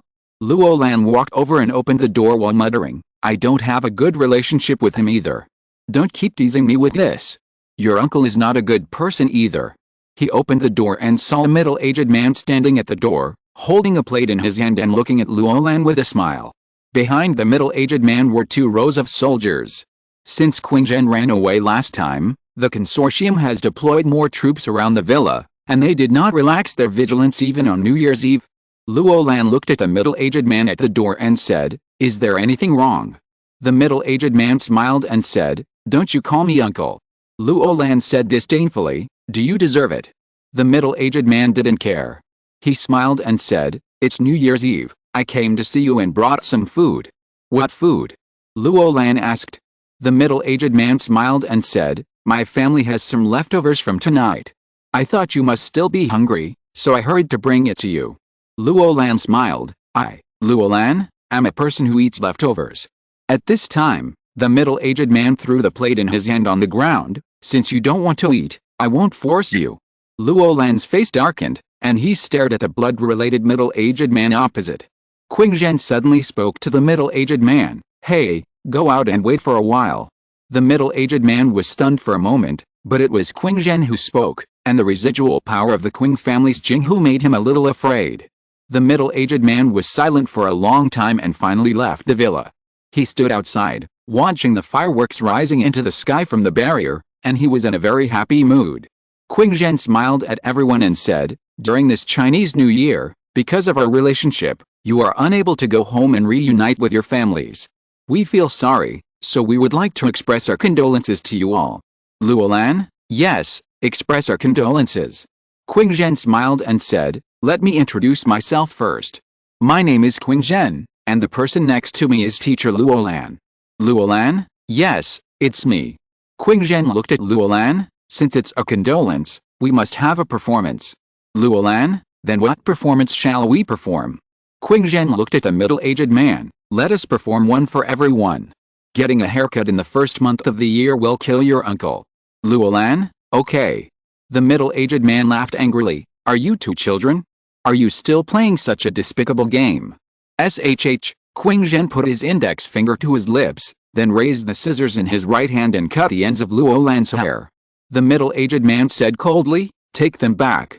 Qing Zhen looked at him and smiled, Happy New Year. A bright firework suddenly rose into the sky in the fortress, and the shining light illuminated Qing Zhen's smile. Under the gorgeous fireworks, a sniper bullet burst out from the muzzle of a gun several hundred meters away, and the middle-aged man was killed on the spot. The soldiers were silent, and someone trembled and said, aren't you afraid of punishment from above? Qing Zhen smiled calmly, no, they need me now. At this time, an off-road vehicle turned from the street in the distance. Secretary Zhou in the car got out of the car and said calmly, Qing Zhen Luo Lan, pack up your things and go to the front line immediately for military assistance. Please give me a monthly ticket. If you're listening to this novel on a channel other than Fanfic World, it means they downloaded and uploaded it without effort. We cordially invite you to visit our channel, Mundo Fanfic Novelist. There you'll find the original version of this story, and you can explore many other novels of various genres. We're waiting for you to immerse yourself in a world of incredible novels. Chapter 237: The Beginning of Disagreement. There are 178 barriers on the wasteland. 178 is located in the northwest border, the westernmost of the entire barrier territory.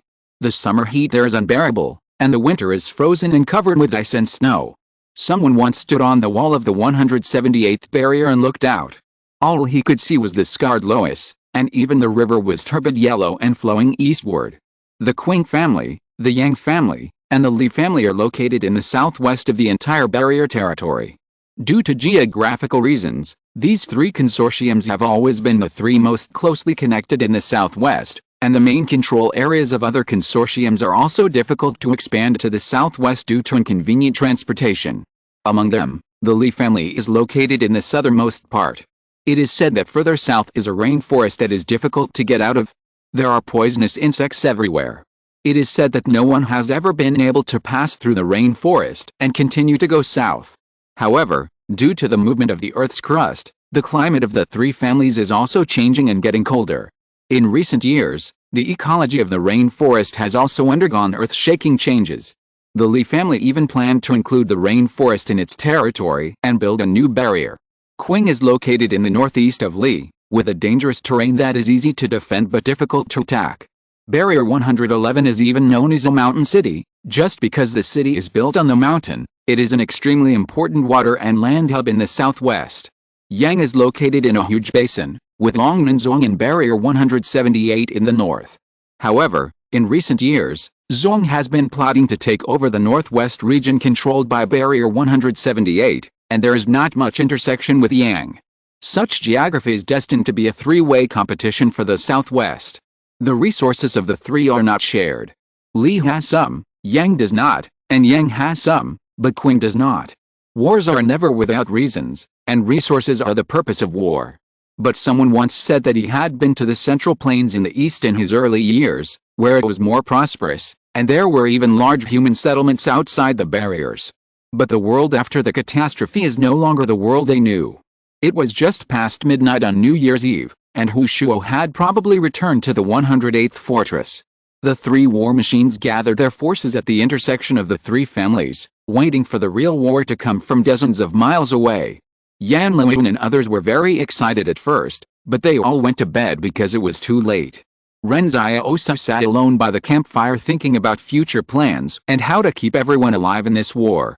According to Hu Shuo, he could send Yan Liwen and others to live in the 108th fortress. Even if the experimental subjects came to attack, it would be impossible to overthrow a heavily defended fortress, and the war between the three consortiums would not burn so quickly. War is a game, and smart people will not bet the whole table at the beginning. Snow fell again in the sky, and the door of her house suddenly opened. Yan Liwen came out with his clothes on and sat next to Ren Xiaosu. "Brother, are you worried about this war?" "Yes," Ren Xiaosu responded. "Why don't we leave here?" Yan Liwen whispered. "We can live well even if we live in the deep mountains and old forests." Ren Xiaosu glanced at him and said, "Will you not contact the outside world from now on?" "Brother, I know you want to go to the 88th barrier to find Sister Xiaojin, but why didn't she come to find you?"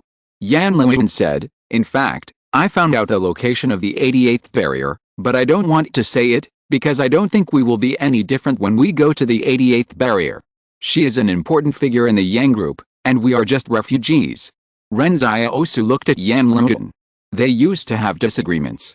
For example, Yan Liwen didn't want to go to school and wanted to help him hunt, but Ren Xiaosu refused. The two even had a quarrel.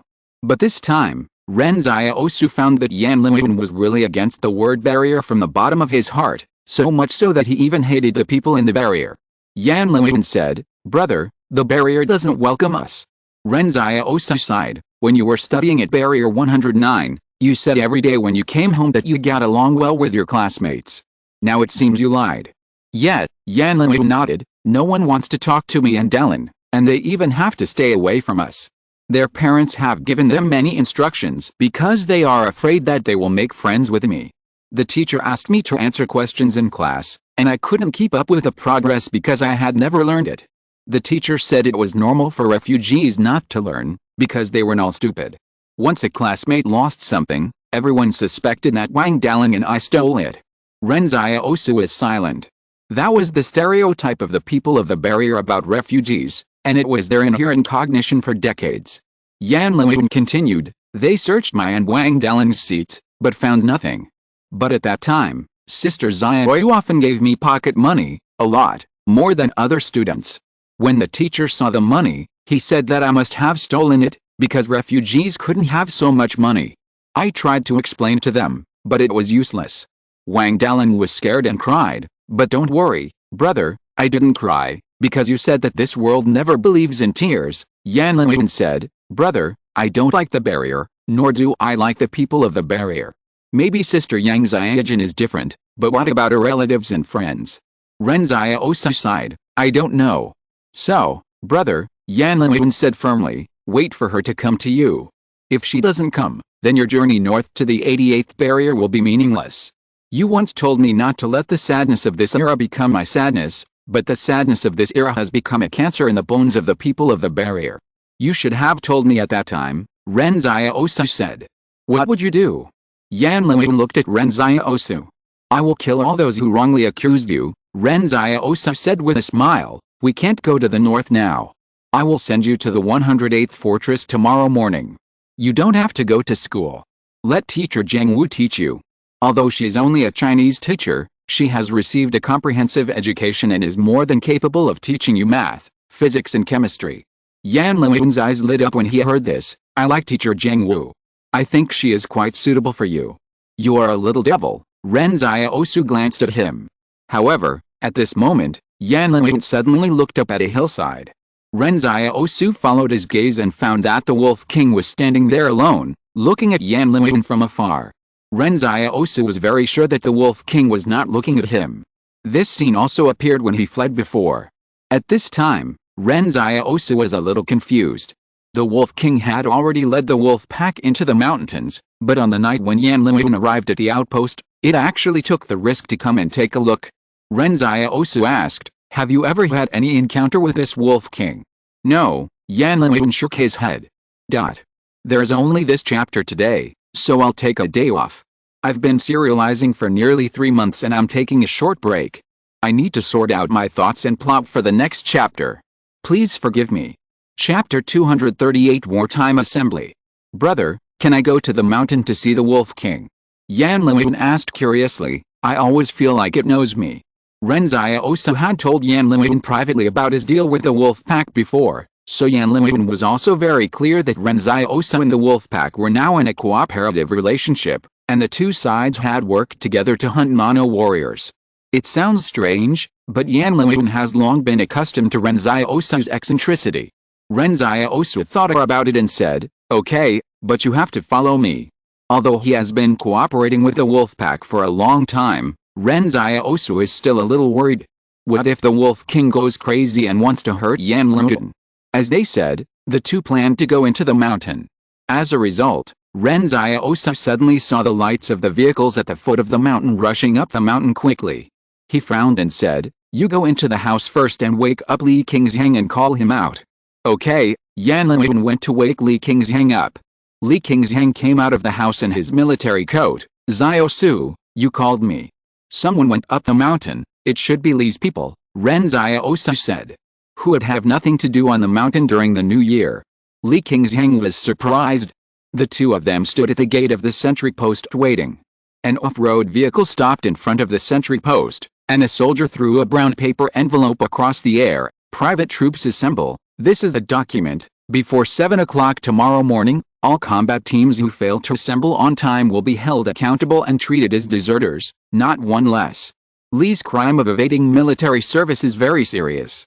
Not only will he be arrested and punished, but his family will also be affected. The refugees in the market town will be directly disqualified from the water source distribution. In this era, without the distribution of safe water sources, refugees will not survive for long. Some people can also go to the wilderness to find water sources, but entering the wilderness is inevitably accompanied by risks. The person who came to send the file was ready to get on the car and leave, but Li Qingzhang calculated that it was already 2 o'clock in the morning, which means that they must assemble and report outside the barrier within 5 hours, otherwise they will be deserters. He looked at the soldier and said, "We are guarding the post here. What will happen to the post if we leave? Can you make some concessions?" The soldier sneered as he got on the car, "It's no use telling me. If you don't want to go to the assembly, you don't have to go." Ren Xiaosu looked at Li Qingzheng. "Do you have family in the market town? If you don't have family, you can run away." Li Qingzheng said bitterly, "How can I run away? I don't have any family, but there are more than a dozen people in our team who have families in the market town. If one person in our team runs away, the whole team will be punished the same way. This is Li's poisonous trick. Let your comrades watch you when you can't run around. If one person in the team runs away, the whole team will be finished." Ren Xiaosu looked at Li Qingzheng in surprise. He knew that he was going to be cannon fodder, but he didn't run away. It was actually for the sake of others. Who said before the New Year's Eve dinner that everyone might be cannon fodder? Everyone will have their own judgment. What can a private army do on the front line? Can they overcome difficulties? They can only be cannon fodder. But Li Qingzheng is a bit strange. Before getting along with you, he wants to get 3 pounds of money out of you, and after recognizing you as a friend, he is very loyal. When Hu said that he gave them military identities, he only gave them to Ren Xiaosu and Li Qingzheng. At this time, it would be too easy for Li Qingzheng to use this identity to run away alone. In fact, Ren Xiaosu originally wanted to take Yan Liwen and others into the barrier. After all, he has the identity of the Special Investigation Department, and it is easy to do this. But now it seems that if he takes people away, I am afraid that everyone else in the team will be finished. Ren Xiaosu thought for a while and sighed, then call everyone up. "We are going to set off now. Let me send my family back to the market town first, and then we will go to assemble and report." "Okay," Li Qingzheng agreed. At this time, Ren Xiaosu suddenly remembered something. "Can you teach me how to drive? In the future, if he leaves Li's chassis, whether he goes to the 88th barrier or the 178th barrier, or even to other places, driving a truck is always the most comfortable choice." So Ren Xiaosu thought about learning to drive. Moreover, after this assembly, he will definitely go to the northern front. If Li Qingzheng is the only one who can drive on the road, he will be exhausted. Ren Xiaosu thought that if he can't learn to ride a bicycle, he might as well skip the bicycle and learn to drive a car. It's not worth wasting skill learning maps for such a life skill, not to mention that he doesn't have a skill learning map now. Even if he has one, he will definitely learn from people like Hu Shuo. Li Qingzheng was stunned for a moment. "Okay, I'll teach you on the way, we still have enough time. Driving is not that difficult. You definitely can't drive on mountain roads, but you will learn it quickly when you go down the mountain and drive on the straight road." This is indeed the case. If you don't need to obey traffic rules in the barrier, you will understand it after driving on the road for a while. Everyone in the outpost was bleary-eyed when they were woken up.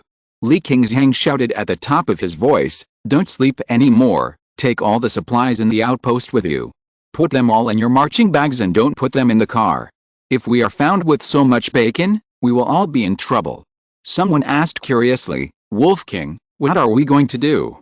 Li Qingzheng looked around and said, "Let's get ready to go to the battlefield." Everyone was stunned. "Now? Won't you wait until the Spring Festival is over? War will not wait until you have celebrated the Spring Festival." Li Qingzheng sighed, "Go pack up and gather here in 15 minutes. The expressions of the soldiers in the outpost suddenly collapsed. They had been getting along like a family recently and had discussed living in the outpost in the future. But now they suddenly have to go to the battlefield to be cannon fodder. "Can we not go?" Someone asked. "It's so nice to guard the outpost.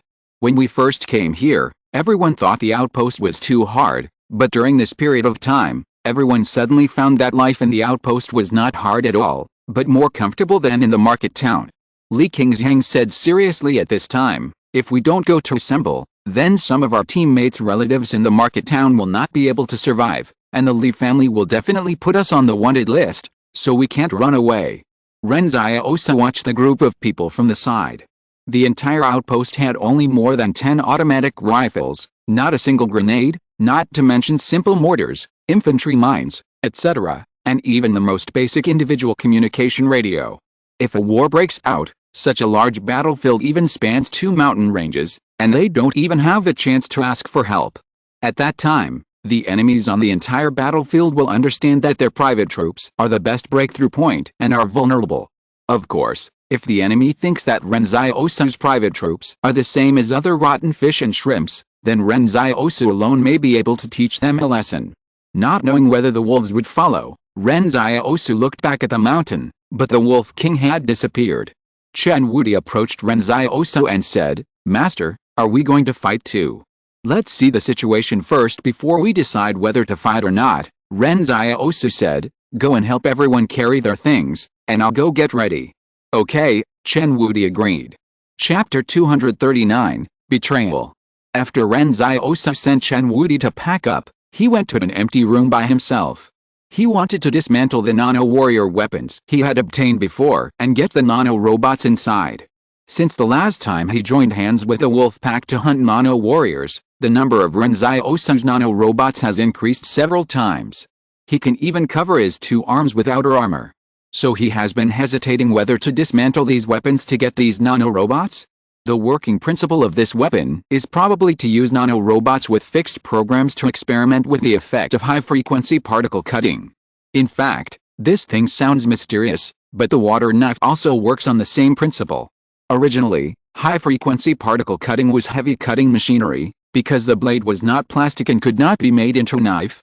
But the nano-robots helped the Li family solve this problem, so that they made sharper close combat weapons.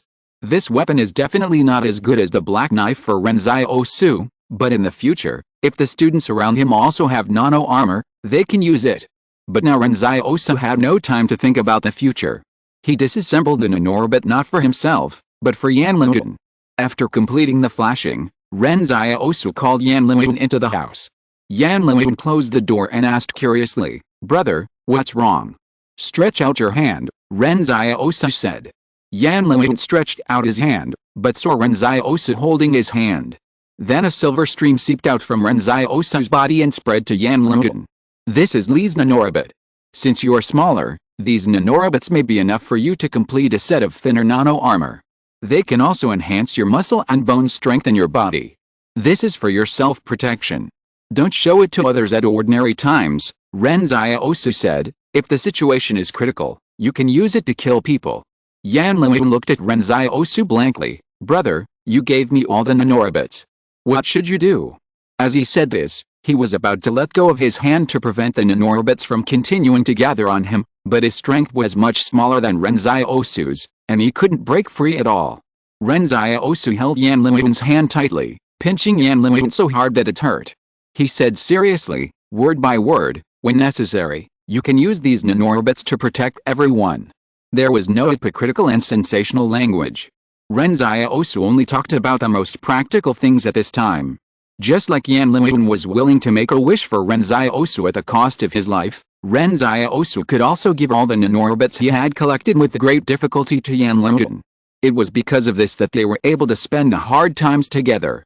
Ren Xiaosu himself had no habit of using nanorobots, because he was strong. And Ren Xiaosu believed that there must be more nanorobots waiting for him on the battlefield ahead. After all, Li was quite generous. So when he got to the front, he might even be able to put together the nano armor for the remaining 8 students. Ren Xiaosu said in his mind, "Palace, rematch the nanorobots." The next moment, the palace said, "Charge a handling fee of 20,000 yuan." Ren Xiaosu was stunned. He only had 20,000 yuan left on him, and you, a palace, actually charged a handling fee for rematching this nanorobot? Exclamation mark.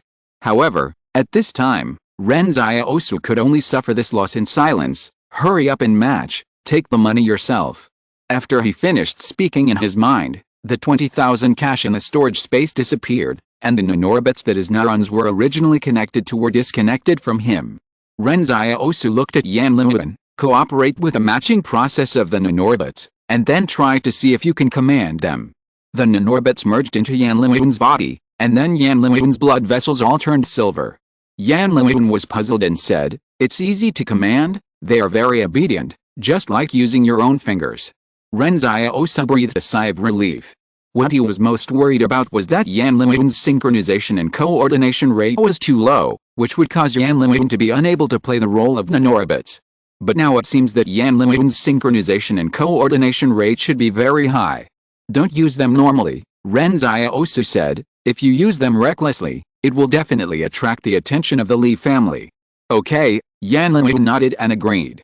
However, at this moment, someone else suddenly cried out outside, "Where's Liu Xiaojiang?" Ren Xiaosu pushed the door open and came out. What happened? Li Qingxiang looked at Ren Xiaosu in a daze, and said with difficulty, "Liu Xiaojiang disappeared with some salt and bacon on his back. He also took a gun and half of the bullets. Gone." Ren Xiaosu was stunned for a moment. This outpost was on the mountain, and there was only one way down the mountain. If Liu Xiaojiang disappeared, he could only have walked into the mountain. Liu Xiaojiang was a refugee who had escaped from the 109th barrier with Ren Xiaosu and his friends. He had no relatives here, so when he learned that he was going to be cannon fodder on the battlefield, he thought of escaping. Liu Xiaojiang not only wanted to escape, but also took away some supplies for his own survival in the future. Li Qingxiang was as dead as ash. Why did he run away by himself? What would happen to the others if he ran away? Li Qing was willing to stay because he regarded the soldiers in the outpost as brothers, but the brothers in his eyes betrayed him. Chen Wudi looked at Ren Xiaosu. "Master, why are there such people in the world?" Ren Xiaosu said calmly, "They just want to devour the darkness of your light. What should we do now?" Li Qingxiang murmured, "If one person is missing, everyone will be punished." Someone suddenly said, "Why don't we run too? We will die on the battlefield anyway." However, someone held everyone and begged, "My wife and daughter are still in the market town. We can't run. Please, maybe if only one person is missing, everyone won't be punished." Another man also pleaded, "Please don't run. If you run, what will happen to us with our families?" Li Qingxiang looked at Ren Xiaosu, and everyone followed Li Qingxiang's gaze. In fact, everyone understood that the one who had the final say in the combat team was not Li Qingxiang, but Ren Xiaosu. Ren Xiaosu met their gazes, thought for 2 seconds and said, "Let's gather together. I have a way." "Really?" Someone asked. "Squad leader, you are not kidding, are you?" Li Qingxiang felt relieved when he heard what Ren Xiaosu said. When has our squad leader Xiaosu ever joked? You can't go wrong if you listen to him. At this time, Ren Xiaosu had become a real team leader in everyone's mind. Chapter 240 Ren Xiaosu's Method. When going down the mountain, Ren Xiaosu found that Chen Wudi was a little depressed. In fact, every time such a betrayal happened, Chen Wudi's spiritual world was shocked. Just like a simple child who was helpful and kind at first, but slowly he would find that his kindness to the world was like a triangle in his heart. Every time this triangle turned, his heart would be hurt and it would make him feel heartbroken. Until the edges of the triangle were ground into a circle. Ren Xiaosu did not comfort Chen Wudi anymore. This was a demon that Chen Wudi had to go through. He could only get out of this predicament after he figured it out. After the troop transport truck went down the mountain, it did not go directly to the market town. They still had a lot of time. The journey to the market town was only 3 hours. If they drove faster, they would arrive in 2.5 hours. They still had 2 hours. Ren Xiaosu led them to another road. Li Qingxiang asked in confusion, "What are we doing?" Ren Xiaosu glanced at him and said, "You'll know when we get there." Ren Xiaosu and Li Qingxiang were lying in ambush on the side of a road. He even asked Li Qingxiang to change into the uniform of the regular Li army and bring his Special Investigation Division ID. At this time, a troop transport truck drove over from a distance. Ren Xiaosu calmly walked to the middle of the road and blocked the truck's way. The people in the car stopped when they saw the Li army uniform on Ren Xiaosu. On the car was a combat team from another outpost. Their team leader jumped out of the car and said with a smile, "Sir, what's the matter?" Ren Xiaosu showed his ID. "The Special Investigation Division is investigating a case. I suspect there is a spy on your car. Let them all get off." The team leader was stunned. He quickly protested, "Sir, is there any misunderstanding? We are just soldiers in a private army." "Stop talking nonsense," Ren Xiaosu said with a cold face. "Are you the spy?" The team leader didn't dare to speak anymore and immediately called on the other soldiers to get off the car, get off quickly and cooperate with the commander in the investigation. After a group of soldiers got off the car, Ren Xiaosu asked, "Who has family members in the market town?" A man raised his hand weakly. "Sir, my family is still in the market town." Ren Xiaosu said to the team leader, "That's him. Follow me." As he said that, Li Qingshan brought a team of soldiers over, tied up the man, and took him directly to his car. At this moment, Li Qingshan was shocked to find that Ren Xiaosu's so-called method was to rob people. In fact, the Li family was just afraid that someone would be a deserter. As long as there were 30 of you, they would definitely not say anything, but Li Qingshan never expected that Ren Xiaosu would have such an operation. This is too cruel. But a friend dies, and a poor Taoist dies. Li Qingshan and his team don't care about the life and death of other combat teams now. In this world, it's good enough to survive. Who cares if his method is right or not? The team leader looked at the uniforms of a group of soldiers next to Li Qingshan and felt something was wrong. How could there be casual clothes and private army clothes? The team leader asked in confusion, "Sir, are these people next to you from the private army?" Ren Xiaosu paused. "Yes, I have been hiding in the private army to investigate spies for a long time." The team leader didn't dare to say anything. After all, the Special Investigation Department was well known. Without the blood relationship of the Li family, no one dared to offend the Special Investigation Department. Ren Xiaosu glanced at him and said to Li Qingshan, "Let's go." As he said that, their troop transport truck turned around and drove towards the market town. Ren Xiaosu looked at the tied man in the car and said to Chen Wudi, "Untie him." The man was almost scared to tears. "Sir, I'm really not a spy." "Well," Ren Xiaosu nodded, "from today on, you are a member of this combat team." The man was stunned for a moment. "Sir, I'm not in your combat team." The soldiers of the private army next to him pointed their guns at him, and Ren Xiaosu said, "You are now." At this time, the team leader, who was still standing stupidly on the road behind, suddenly reacted, "Fuck, they are here to rob people. What a bullshit Special Investigation Department, so shameless." The soldiers next to him were a little panicked. "Team leader, what should we do?" The team leader gritted his teeth. "I guess we can't catch up with him, and I'm not sure whether his identity as a Special Investigation Department is true or false. Let's go and rob other combat teams." There were dozens of outposts in this area, so there were dozens of combat teams. Ren Xiaosu didn't know that after he started this, the combat teams behind him would fight over people. Some combat teams had all the people, so they didn't think about this. But there were more combat teams that were short of people, like Ren Xiaosu and his team. Everyone was worried about what to do, but Ren Xiaosu's action seemed to open the door to a new world for them. After dozens of outposts went down the mountain, there were actually only 2 or 3 main roads leading to the market town. This is probably called the brave winds when they meet on a narrow road. When Ren Xiaosu and his team rushed to the market town, it was almost dawn. At this time, they suddenly saw that several troop transport trucks of the Li family were actually driving in the direction they came from. The vehicles stopped when they saw Ren Xiaosu and his team, and the driver of the other party rolled down the window and shouted, "Are you a private army coming from the outpost?" Li Qingshan was stunned for a moment. "Yes." "Did you see people fighting on the way here?" the driver asked. "No, we set off early," Li Qingshan said calmly. The driver rolled up the window and cursed, "Damn, I heard that there's a big fight over there. We have to go see what's going on so early in the morning." Ren Xiaosu and Li Qingshan were sitting in the front of the truck. Neither of them spoke, but they both probably guessed what was going on. Li Qingshan asked in a low voice, "Nothing will happen, right?" Ren Xiaosu felt a little guilty. It shouldn't be a big problem. Ren Xiaosu first sent Yan Liwen and the others to the market town, explained the precautions, and then went to the assembly point to report. In the early morning, Hu Shuo had just held a short meeting in the Special Investigation Division, and then an adjutant brought a satellite phone to him. "Lieutenant General, the chief of the private army's combat sequence wants to see you." Hu Shuo was stunned for a moment. "Why does he want to see me?" Then, Hu Shuo picked up the phone. "This is Hu Shuo."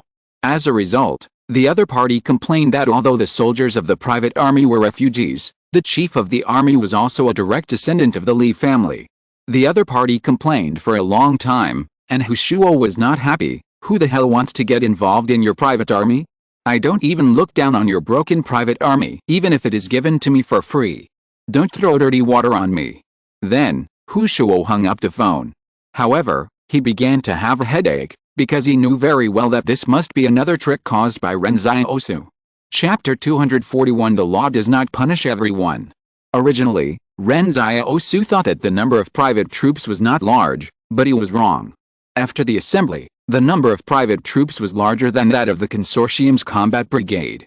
Li Qingshan went to inquire about it and found out that the private troops of many barriers were gathered together. The private troops of each barrier now have a common chief officer, named Li Anjin, who is a direct descendant of the Li family and now serves as the manager of the 107th barrier. The chief officer in charge of the private troops of the 108th barrier is called Liu Taiyu. At this time, the private troops of other barriers have been assembled, and only Liu Taiyu looks at Ren Xiaosu and his group standing alone in front of him with a melancholy face. None of his soldiers are here. Liu Taiyu looked at Li Qingshan. Did anything happen on the way here? Li Qingshan stood up straight. Report to the commander. There is no accident. My 8th combat team of the 2nd Iron Battalion has assembled on time. Please give instructions, commander. Okay. Liu Taiyu waved his hands in annoyance. Don't you think it's not chaotic enough? Stand here and don't make a sound. After that, Liu Taiyu left, and no one knew where he went. Someone in the team whispered, "Did the people behind us fight?" It seems so. They should be fighting for people, Li Qingshan said with a toothache. Ren Xiaosu was happy. That's a good thing. As the saying goes, the law does not hold everyone responsible. If all the outposts fight, they won't be punished. In fact, the people in other outposts dared to do this because they understood this truth. Now that Li needs people to fight, how can they have the time to keep holding them accountable? Someone looked at Ren Xiaosu. Squad leader, are you expecting this? So you want to create chaos and create a situation where the law does not punish the masses. Ren Xiaosu cleared his throat. Ahem, it's okay, everything is under control. At this time, Chen Wudi said, my master's brain is not that good. Ren Xiaosu looked at Chen Wudi in silence. In fact, the management of private troops has always been very chaotic, especially after the expansion. It has become even more chaotic. Ren Xiaosu and his team have not been to other outposts very often. If they have been there, they will know that many outposts have never had all the people. The team leader of the combat team deliberately lied about the number of people in order to get a salary. As a result, they are suddenly required to assemble, which caught them off guard. If the higher-ups knew that they were getting a salary, it would not be as simple as ordinary punishment. Maybe some people would be pulled out and shot to set an example. Therefore, in this chaos, there are people who deliberately continue to muddy the water. When Liu Taiyu personally brought all the private troops back, the other private troops had already set off, leaving only the combat troops of the 108th fortress. According to the requirements, they were to assemble at 7 a.m., but now it was almost evening. During this period, no one cared about Ren Xiaosu and the others. The entire combat team was like a herd of sheep. Ren Xiaosu had time to take everyone to the market town to buy an egg-filled pancake for each person. Li Qingshan treated them. In the evening, Liu Taiyu brought a large troops back to assemble. The group of soldiers in the private troops were all bruised and swollen. However, the most shocking thing was that several combat teams disappeared as a whole. Many people had their clothes torn and their shoes lost, but Ren Xiaosu and his entire combat team were the only ones who looked like human beings. The combat team that Ren Xiaosu and his team belonged to was the 8th combat team of the 2nd Iron Battalion. Originally, there were 1st to 7th combat teams ahead of them, but the 6th combat team was gone. All the people were robbed, even the team leader was robbed. At this time, Liu Taiyu did not mention the punishment. On weekdays, he also tried every means to deduct everyone's military pay and never really managed military affairs. Now he was reaping the fruits of his own labor. Ren Xiaosu roughly counted and found that there were 33 complete combat teams left in the private army, which means that the number of people in this private army was about 1,000. Liu Taiyu stood in front of everyone and said, on weekdays, you eat and drink from the consortium. As the saying goes, you raise an army for 1,000 days and use it for a moment. Now is the day for you to serve the consortium. My troops will march towards Tantao Mountain, Fangai Mountain, and Shuanglong Mountain, and eventually build high ground there to prevent the invasion of the Qing army. Ren Xiaosu is stunned. Let the private army build high ground? It really is like sending them to die. Although the terrain still has a huge advantage now, the problem is that the range and accuracy of artillery shells are very high. You can occupy the high ground, but if others have money, they can simply use artillery shells to wash your high ground. At this time, everyone guarding the high ground must die. Generally, In this situation, extremely strong fortifications need to be built to play the role of strategic high ground, but how can Ren Xiaosu and his men have time to build fortifications? Everyone in the private army was in an uproar, and no one wanted to die. But the problem is that although they quarreled, no one dared to run. Liu Taiyu had a reinforced company around him, which was his trusted troops, with a total of 180 people. The weapons and equipment on these people were much better than those of Ren Xiaosu and his men. But this unit was not used for fighting. On the one hand, they were responsible for protecting Liu Taiyu, and on the other hand, they were responsible for supervising the execution of orders by other combat teams in the private army. Liu Taiyu said with a smile, however, if you take on a big responsibility, there will also be a big reward. After the war, those who perform well can directly join the Li family's regular army. Not only that, there will be a very generous reward. At the very least, they can directly enter the fortress and become formal residents. Some soldiers were excited on the spot. Can we enter the fortress and obtain resident status? Really? Liu Taiyu said with a smile, I am the battalion commander of the 2nd Iron Battalion. How can I joke with you like this? The top management of the consortium has already issued a document. You can put your heart back in your stomach. At this time, many people were tempted. The refugees didn't have much knowledge. In history, it was this group of people who were always fooled, and it was easier to fool a group of people when they got together. But Ren Xiaosu knew very well that Liu Taiyu dared to make such a big promise. He probably didn't think that this private army of nearly 1,000 people could come back alive. There were many people who could stay awake in the team, but no one dared to say anything. They could only let their comrades discuss excitedly on the side. Suddenly, Liu Taiyu clapped his hands to signal everyone to be quiet. Get in the car, let's go. Liu Taiyu's off-road vehicle and the reinforced company's troop transport truck did not drive in front, but supervised from the back to see if anyone escaped halfway. Ren Xiaosu saw this scene through the rearview mirror in the car, and said to Li Qingzhen, Liu Taiyu is timid, and he will definitely not dare to go to the battlefield in person. This way, we will have more room to play. Li Qingzhen was stunned. What do you want to play? Xiaosu, don't mess around. Chapter 242 Encounter with Nano Warriors. Ren Xiaosu said that it was convenient for them to play, not that he really wanted to do anything, but, if no one was watching them every day, then no one would know whether they had defended the high ground. When that time came, Liu Taiyu would stay in the rear, and they could find a place to hide on the front line, or move. Someone lay on the gap between the carriage and the cab and asked, Squad leader, deputy squad leader, what if we really become cannon fodder? Yes, Liu Zhaojiang took away half of our bullets. When we defend the strategic high ground, we will run out of bullets after firing 2 shots. Can we bite the enemy with our teeth? At this time, everyone still hated Liu Zhaojiang. Everyone could understand being a deserter, and everyone wanted to be a deserter. But when they left, they took away so much bacon and bullets, which was equivalent to asking others to die. Now their combat team is not much different from being unarmed. Ren Xiaosu glanced at Li Qingzhen. If you knew someone would escape, would you still stay? Yes, after all, there are other people in the team who need to protect their families, said Li Qingzhen. The saddest thing for Li Qingzhen himself was that he treated everyone as brothers, but in the end, the brothers ran away with weapons and food without even saying hello. Fortunately, they had enough food and didn't starve. Li Qingzhen sighed. If someone gave you 1 million, would you betray me? Don't think too much, Ren Xiaosu comforted. You are not worth that much money. We won't make money that goes against our conscience. Li Qingzhen. All the soldiers in the back truck laughed, but some people still worried. Just joking, what if we really become cannon fodder? Ren Xiaosu thought for a while and said, it's okay, I'll find a way when I get there.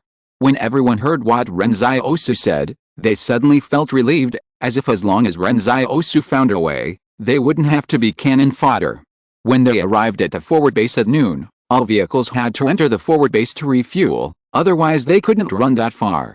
But this forward base does not care about the food supply of the private troops. Some private troops are already hungry, and everyone thinks that they will definitely have a full meal when they go to the battlefield. After all, the emperor will not send hungry soldiers.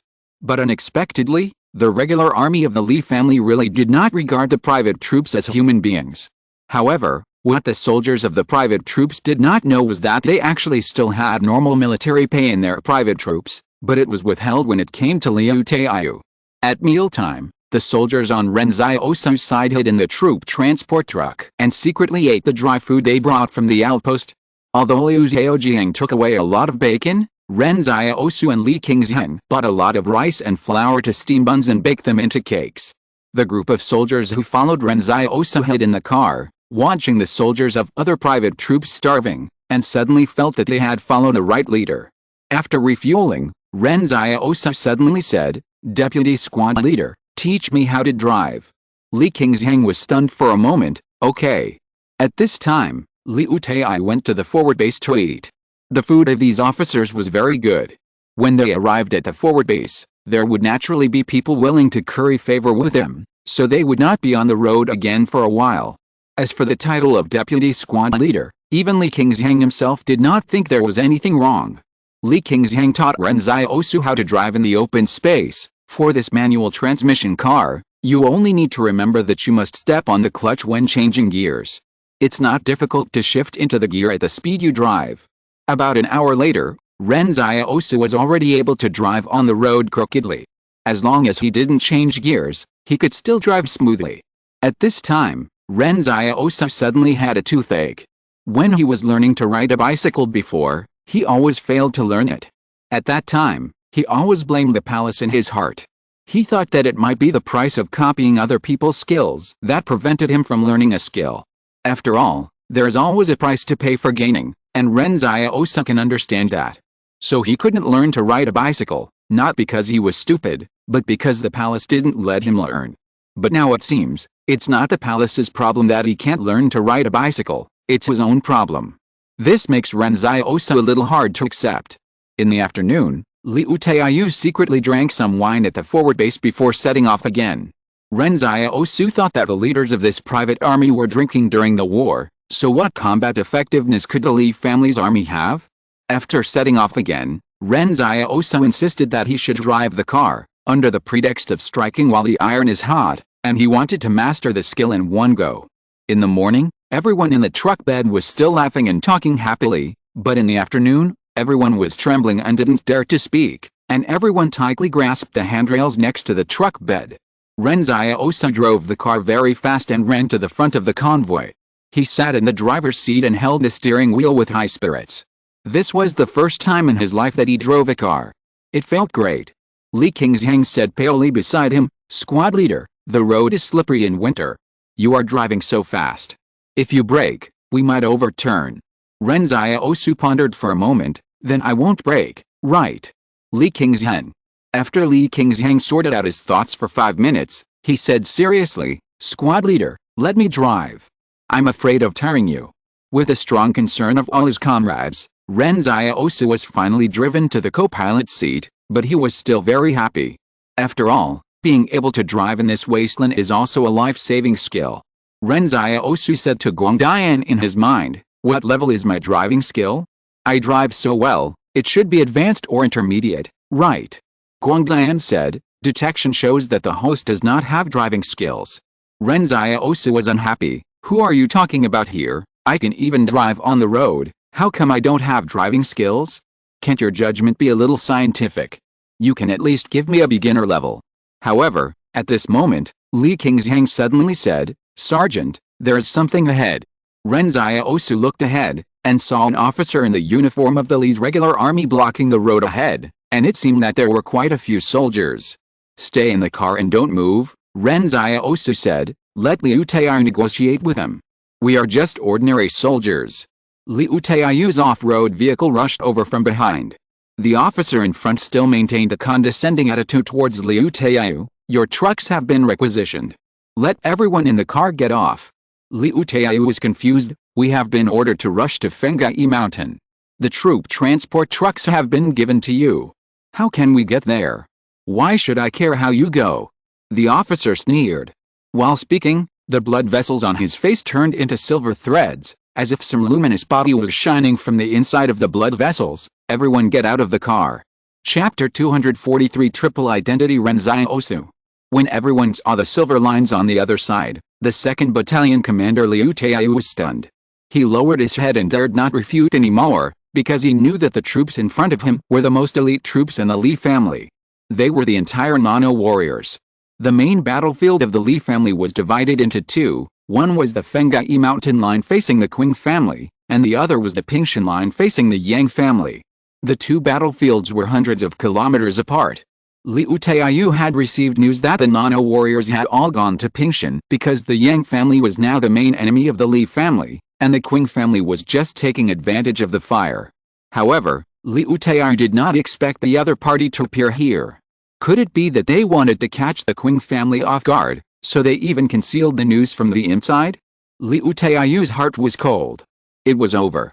The Fengai mountain line where he was must be the first to break out in the war. But how could the Nano warriors not have vehicles? You know, the equipment allocated to these Nano warriors has always been the best. They don't even have to sit in troop transport trucks, but uniformly distributed off-road vehicles. Liu Taiyu asked in a low voice, "Sir, where's your car?" As he spoke, he looked up at the military badge on the other party's arm. It had the words Shenjiang and a white Nano spider logo on it. This was the legendary Li Shenjiang. The Shenjiang officer glanced at Liu Taiyu. "Our car is parked in front.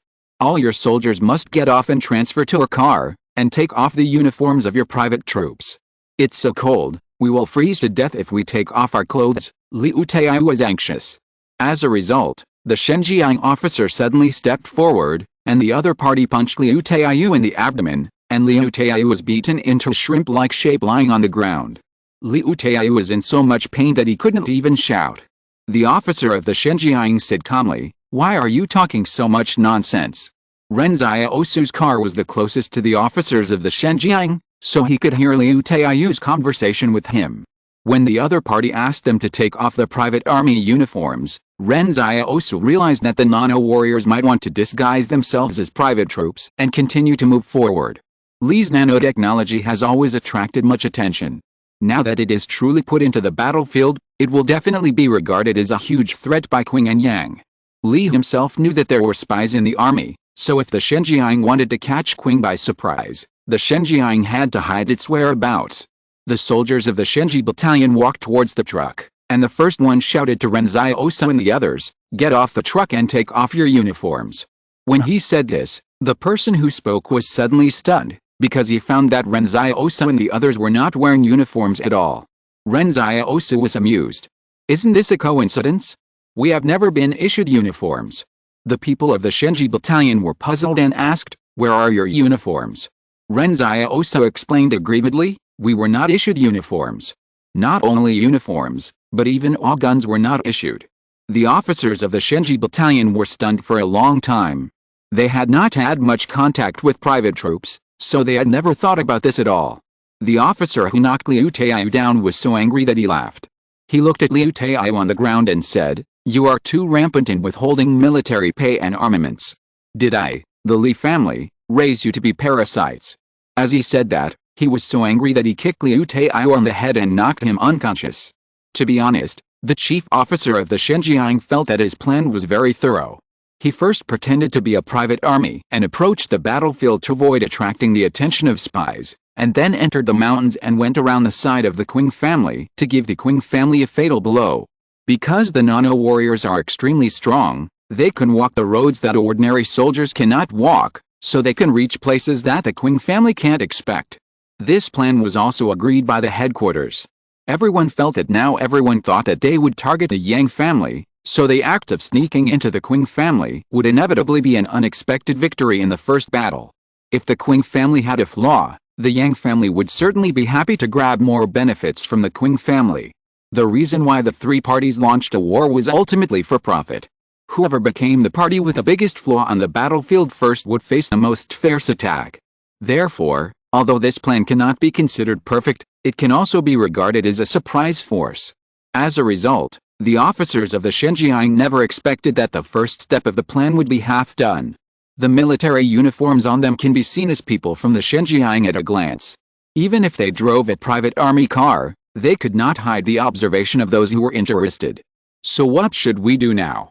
asked an officer of the Shenji battalion.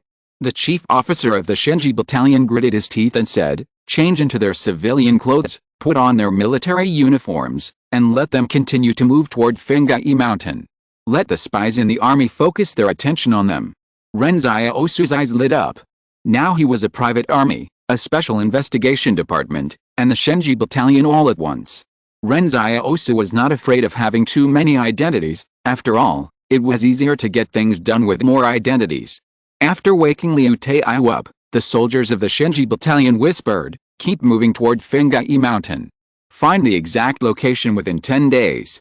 If you don't get there, you will be brought to court-martial. I will send 5 nano soldiers to follow you. Don't play any tricks."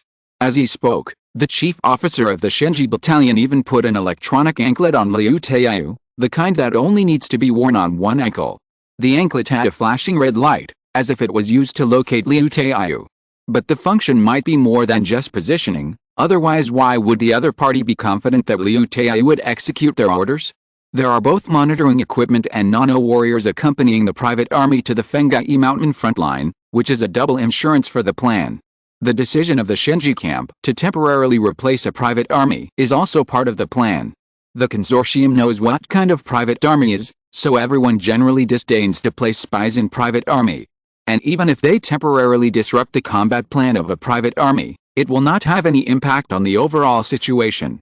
The chief officer of the Shenji camp said coldly, "You will camp here today and set off tomorrow." However, Ren Xiaosu was very curious. These people in front of him must not be all the troops of the Shenji camp. After all, he didn't even see Lin Qi and Captain Zhou. I don't know if there is still a chance to collect some more nano-robots.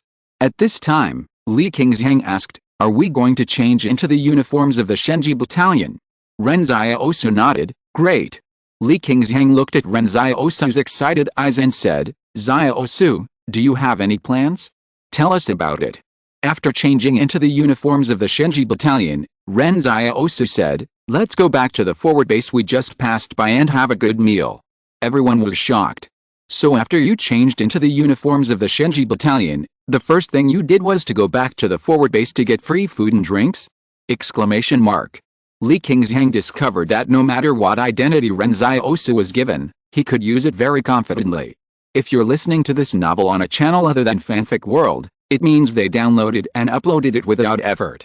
We cordially invite you to visit our channel, Mundo Fanfic Novelist. There you'll find the original version of this story and you can explore many other novels of various genres. We're waiting for you to immerse yourself in a world of incredible novels. Chapter 244, Free Food and Drink. "Xiaosu, is it really okay for us to do this?" Li Qingzhang asked in a low voice. He was very panicked now. Ren Xiaosu led the way in the mountains. The clothes they wore had been changed into the uniforms of the Shenji battalion. The nano-warriors of the Shenji battalion had long since left, leaving only 5 to supervise the private troops to arrive at Fengai Mountain on time. Now, all the private troops were wearing the uniforms of the Shenji battalion, but these 5 nano-warriors were wearing the engineering maintenance clothes of the private troops, mixed in with the private troops. This clothing was originally prepared for car repair personnel, and it was also the standard equipment for every complete private army. However, the salary of engineering maintenance personnel has always been relatively high, and there are people in the army who know a little about car repair, so Liu Taiyu privately embezzled the military pay. The clothes were issued by the higher-ups and were free. If they needed to buy them separately, Liu Taiyu would probably deduct all the money. Now the private troops have a lot of resentment towards Liu Taiyu. After all, they can't even get enough to eat, and this resentment is accumulated over time. When we were at the sentry post, wasn't it Liu Taiyu who ordered his men to mix half a bag of sand into a bag of rice? Ren Xiaosu led Li Qingzhang and the others to the forward base and said, "What are you afraid of? Those soldiers from the Shenji camp are also in the camp. What if they find out that we left the team without permission?" Li Qingzhang hesitated. "What are you afraid of?" Ren Xiaosu was not afraid at all. 5 people want to keep an eye on nearly 1,000 people? This can only be done in dreams. They can't even recognize all the people now. This is a good opportunity for us to act privately. After a while, when they find out the situation of the private army, it will be difficult to act privately. Li Qingzhang found that Ren Xiaosu was really brave, but he had to say that Ren Xiaosu's analysis made sense. Ren Xiaosu continued, "And think about it, we are just going to have a meal. There is no military ration in your camp, So can't we find it ourselves? This is to relieve the worries of the commander. That's right, Li Qingshan echoed, but what if the forward base finds out our identity? It's okay, wait a minute, don't say anything, let me talk, Ren Xiaosu said calmly. All the teammates beside him looked at Ren Xiaosu silently, thinking that they had never seen Ren Xiaosu afraid of anything. The location where the private army camped was only a few kilometers away from the forward base. They had just left the forward base not long ago and encountered the Shenji camp. If it weren't for the short distance, Ren Xiaosu would not have brought everyone here to eat and drink for free. When they arrived at the forward base, someone at the sentry at the gate immediately stopped Ren Xiaosu and his companions. Li Qingshan was about to go forward and negotiate patiently, but Ren Xiaosu went up and kicked the person away. You dare to stop me from the Shenji camp? Are you so brave? At noon, they also wanted to go to the forward base to eat, but they were ridiculed by the people in the forward base, saying that refugees were not worthy of eating here. Now that Ren Xiaosu has seized the opportunity, of course he will not be soft-hearted. The soldiers at the sentry saw the Shenji camp military badges on Ren Xiaosu and his companions' arms, and they dared not even fart. Ren Xiaosu walked in with a swagger. At first, Li Qingshan and his companions were a little scared, but as they walked, they followed Ren Xiaosu and walked out with momentum. Entering the cafeteria of the forward base, Ren Xiaosu and his companions immediately smelled the fragrance of food. There are many troops sent by the Li family to the front line, not only those who are going to the front line, but also those who have retreated from the front line, so the food at the forward base has always been available 24 hours a day, and there are even barracks that provide 24-hour hot water. A group of chefs were cooking in the cafeteria. Ren Xiaosu and his friends took their stainless steel plates and went over to get food. The person in charge of the cafeteria came over and said cautiously, "I'm sorry, we didn't receive the reception letter you asked for." Ren Xiaosu is stunned. He really didn't understand the military rules, so he didn't know that the troops needed a reception letter to enter the forward base. Suddenly, Li Qingshan and his friends were sweating. Ren Xiaosu said coldly, the Shenji battalion, come to eat your food, and I have to give you a reception letter? Do you look down on my Shenji battalion? The group of soldiers around Ren Xiaosu looked at him with admiration. Everyone didn't know how Ren Xiaosu could be so confident. The person in charge of the cafeteria said humbly, No, but can I see your officer's ID? When he said this, a few soldiers had gathered around. Ren Xiaosu sneered and took out his special investigation officer's ID. He leaned close to the canteen manager's ear and said, You are the only one who has seen this ID. Just check the number. If you dare to leak it, you'll be fine. The person in charge of the cafeteria took a look at the officer's ID and was stunned. How could he wear the uniform of the Shenji battalion and take out an officer's ID of the Special Investigation Department? This was too weird. He quickly secretly asked his men to check the number, and everything displayed on the machine was extremely real.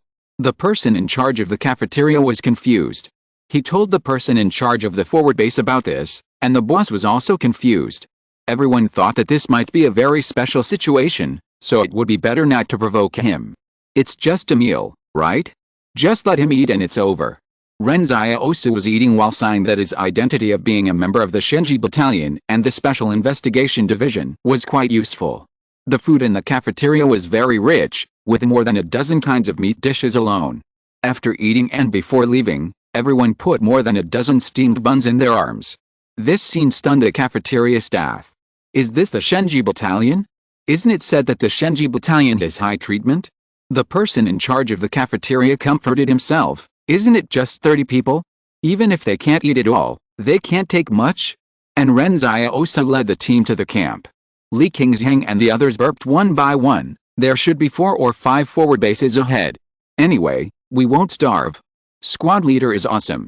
Just the steamed buns you took away are enough for us to eat for several days. The soldiers in the team flattered Ren Xiaosu one by one, which greatly inflated Ren Xiaosu's vanity. When they returned to the camp, they happened to meet other people. When the other combat team saw Ren Xiaosu and his team with greasy mouths and steamed buns in their arms, one team leader almost cried with envy, "Can you give us some steamed buns? We have been hungry all day." Suddenly, the palace issued a task: help comrades get rid of hunger. Ren Xiaosu was stunned for a moment. He looked at the team leader in front of him and said with a smile, "I'll tell you a good place. I guarantee you will have enough to eat." Chapter 245, A Big Harvest of Thanksgiving Coins. The team leader was stunned for a moment. Where? Ren Xiaosu lowered his voice and said to him, the forward base is only 4 kilometers away from us. Wearing our military uniforms, we can not only eat enough, but also bring some more. When the team leader heard Ren Xiaosu say that he was going to the forward base to eat, he hesitated at the time. What if he was discovered by the people in the forward base? But when he looked at Ren Xiaosu and others, wasn't this a typical success case? If Ren Xiaosu and his friends could eat, so could others wearing the military uniforms of the Shenji battalion. The team leader said sincerely, thank you, brother. Thanks from Wang Dingo, +1. Task completed, reward basic level skill learning map. Ren Xiaosu suddenly received this thank you coin, plus a notification of completing the task. It was like a beam of light lit up for Ren Xiaosu. Just when the team leader was about to take his brothers to eat together, they were stopped by Ren Xiaosu. Ren Xiaosu said seriously, don't other people say thank you? The squad leader was stunned at first, then quickly called on his brothers to say thank you. These private army soldiers were really hungry, and the attention Ren Xiaosu provided them really solved their survival problems, so most people were really grateful. It couldn't be more true. Ren Xiaosu got 18 thank you coins just by this. You know, he already had more than 400 thank you coins. If he could get other people in the camp to thank him, maybe this new weapon would be unlocked.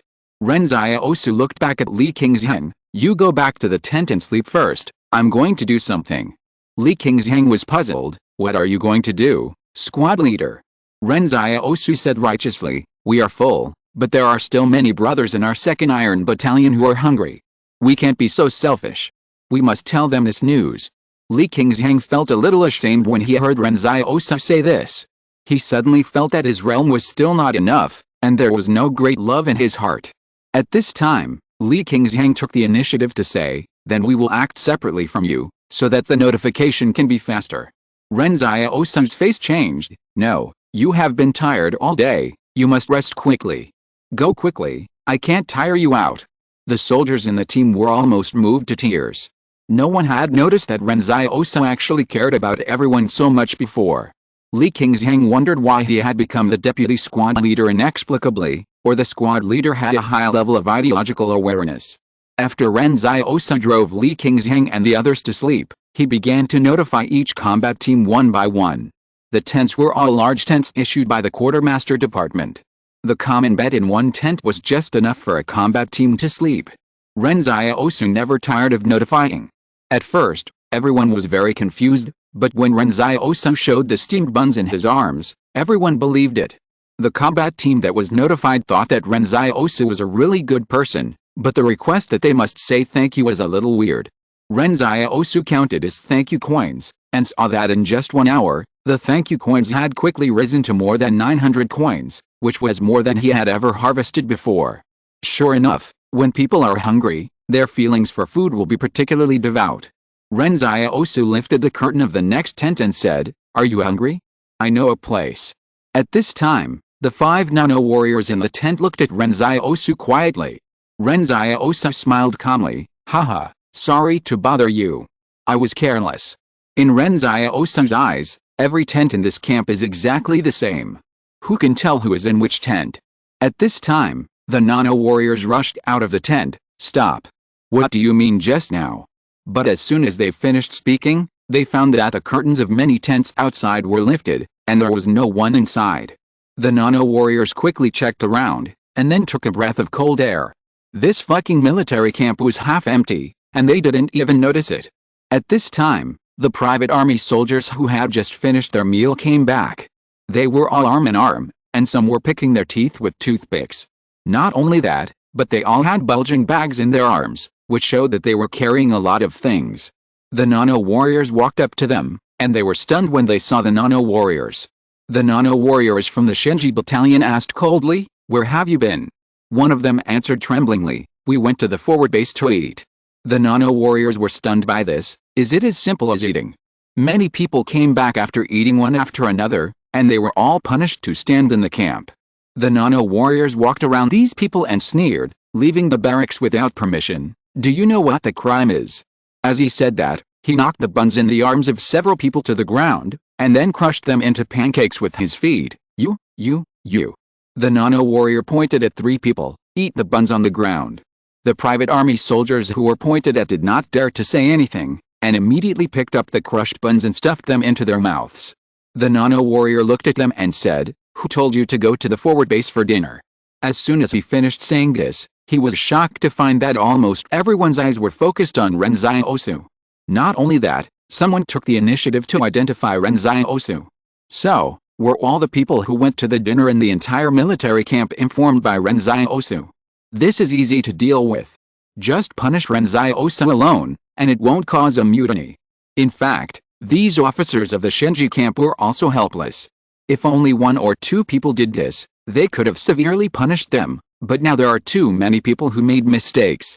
What if they all were punished and caused a mutiny in the military camp? Therefore, punishing only 1 person to kill the chicken to scare the monkeys is the best way. However, there are some things that the officers of the Shenji camp can't figure out. He looked at Ren Xiaosu and wondered, "Why did you notify others to go to the forward base for dinner?" Ren Xiaosu pondered for a moment. "The braised chicken nuggets at the forward base are really delicious." Shenji camp officer. As he spoke, the Shenji camp officer's face changed. He decided to use Ren Xiaosu to establish his authority tonight. But at this time, Ren Xiaosu whispered to nano-warrior of the Shenji battalion, "Can I have a word with you?" The nano-warrior followed Ren Xiaosu to the side in confusion. Ren Xiaosu showed his Special Investigation Division officer certificate without hesitation. "I suspect there is a spy of the Qing family in this military camp. You must cooperate with me to find him, but I have no clues now. This matter is between you and me, and no third person should know." Nano-warrior. Ren Xiaosu thought, "Anyway, Hu Shuo and Li Shen have big plans, and they will definitely take over this little thing of his. It would be a waste if he didn't blame them." The changes of this night made the nano-warrior a little overwhelmed. He felt that he had to sort it out.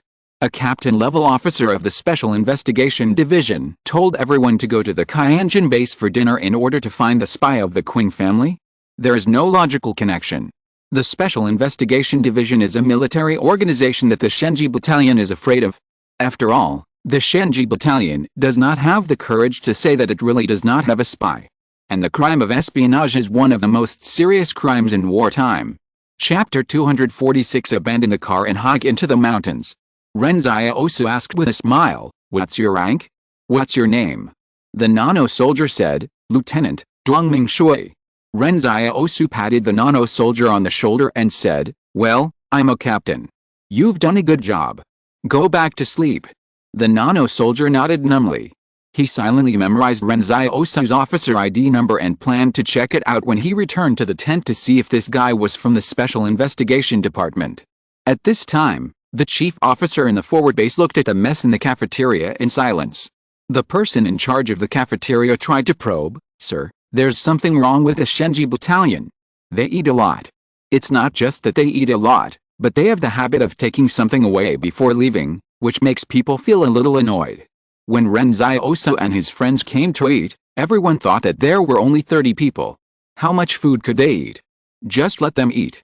But then there was a strange turn of events. Why did they have a midnight snack and call friends? Suddenly, a soldier ran into the cafeteria from outside. The chief officer of the forward base asked, "Have you made it clear?" The soldier hesitated and said, "I reported this to the Shenji Battalion and the Special Investigation Division, but the answer from both sides was, 'We have no right to ask.' No right to ask is actually a kind of tacit consent.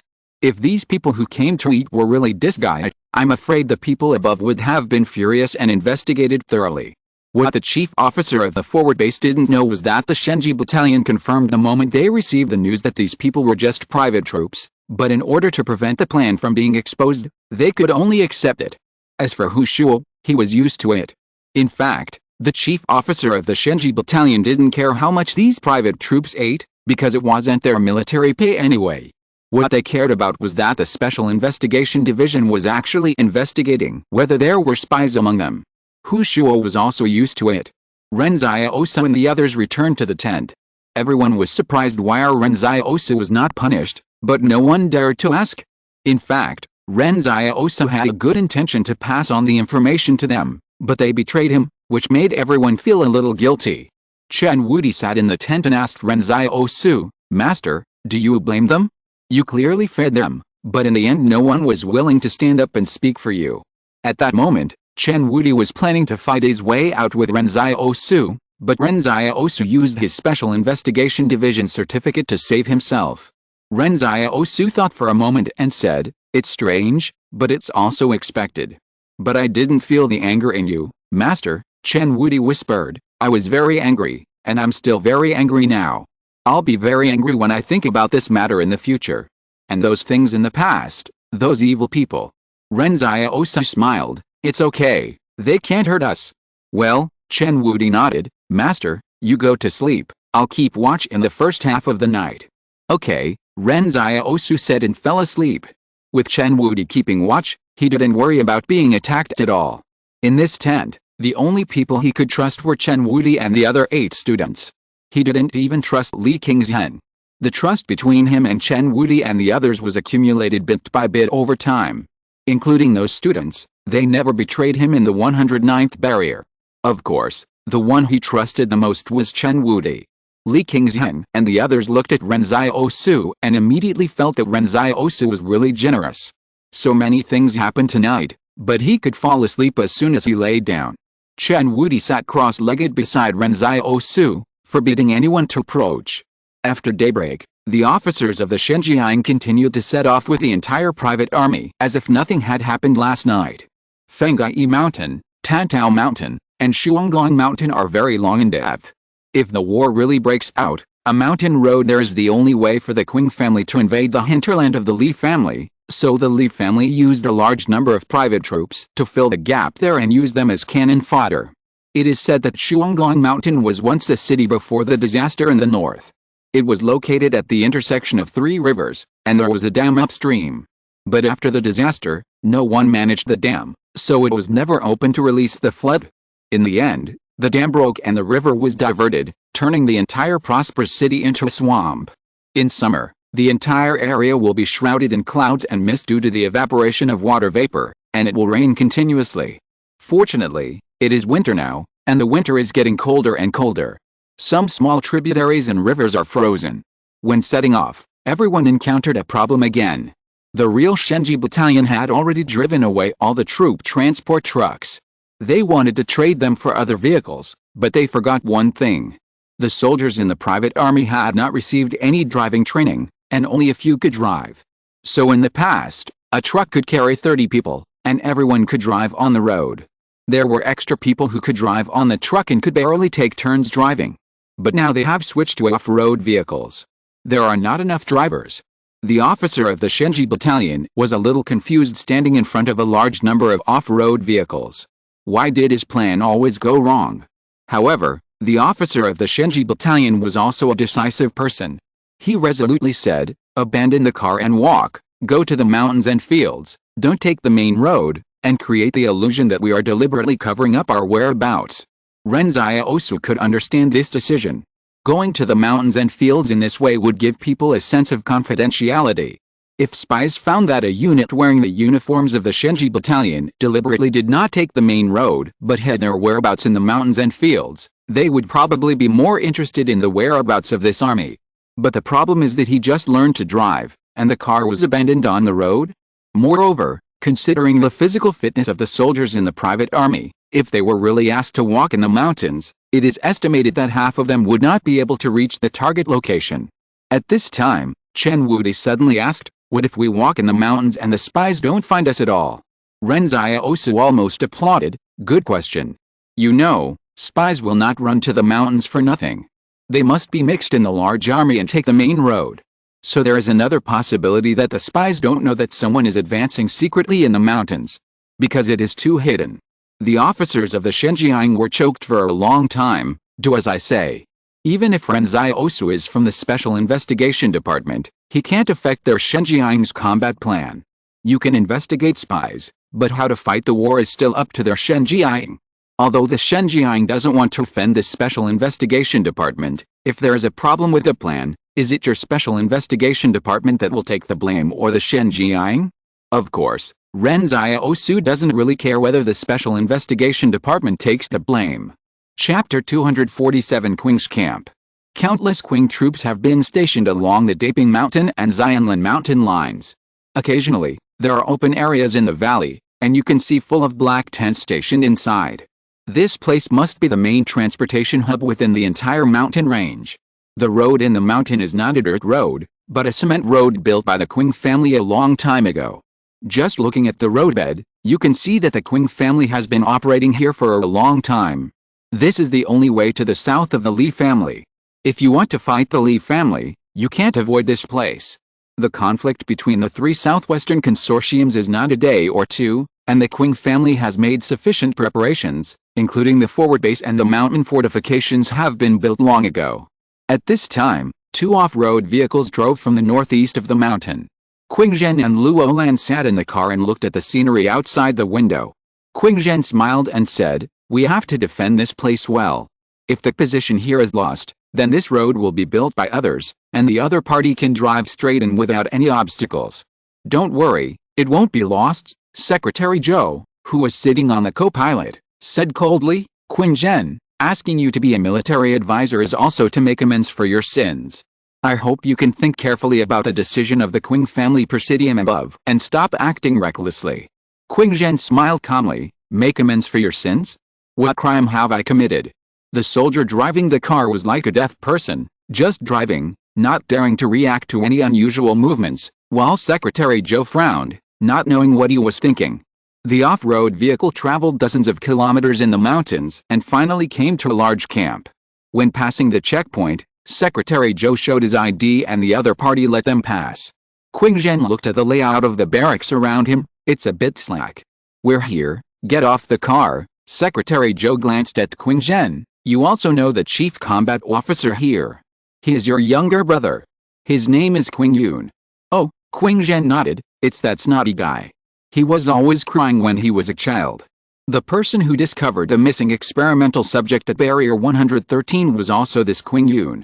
After getting off the car, Qingzhen walked towards the headquarters tent. "Since I am the military advisor, what if Qingyun doesn't listen to me?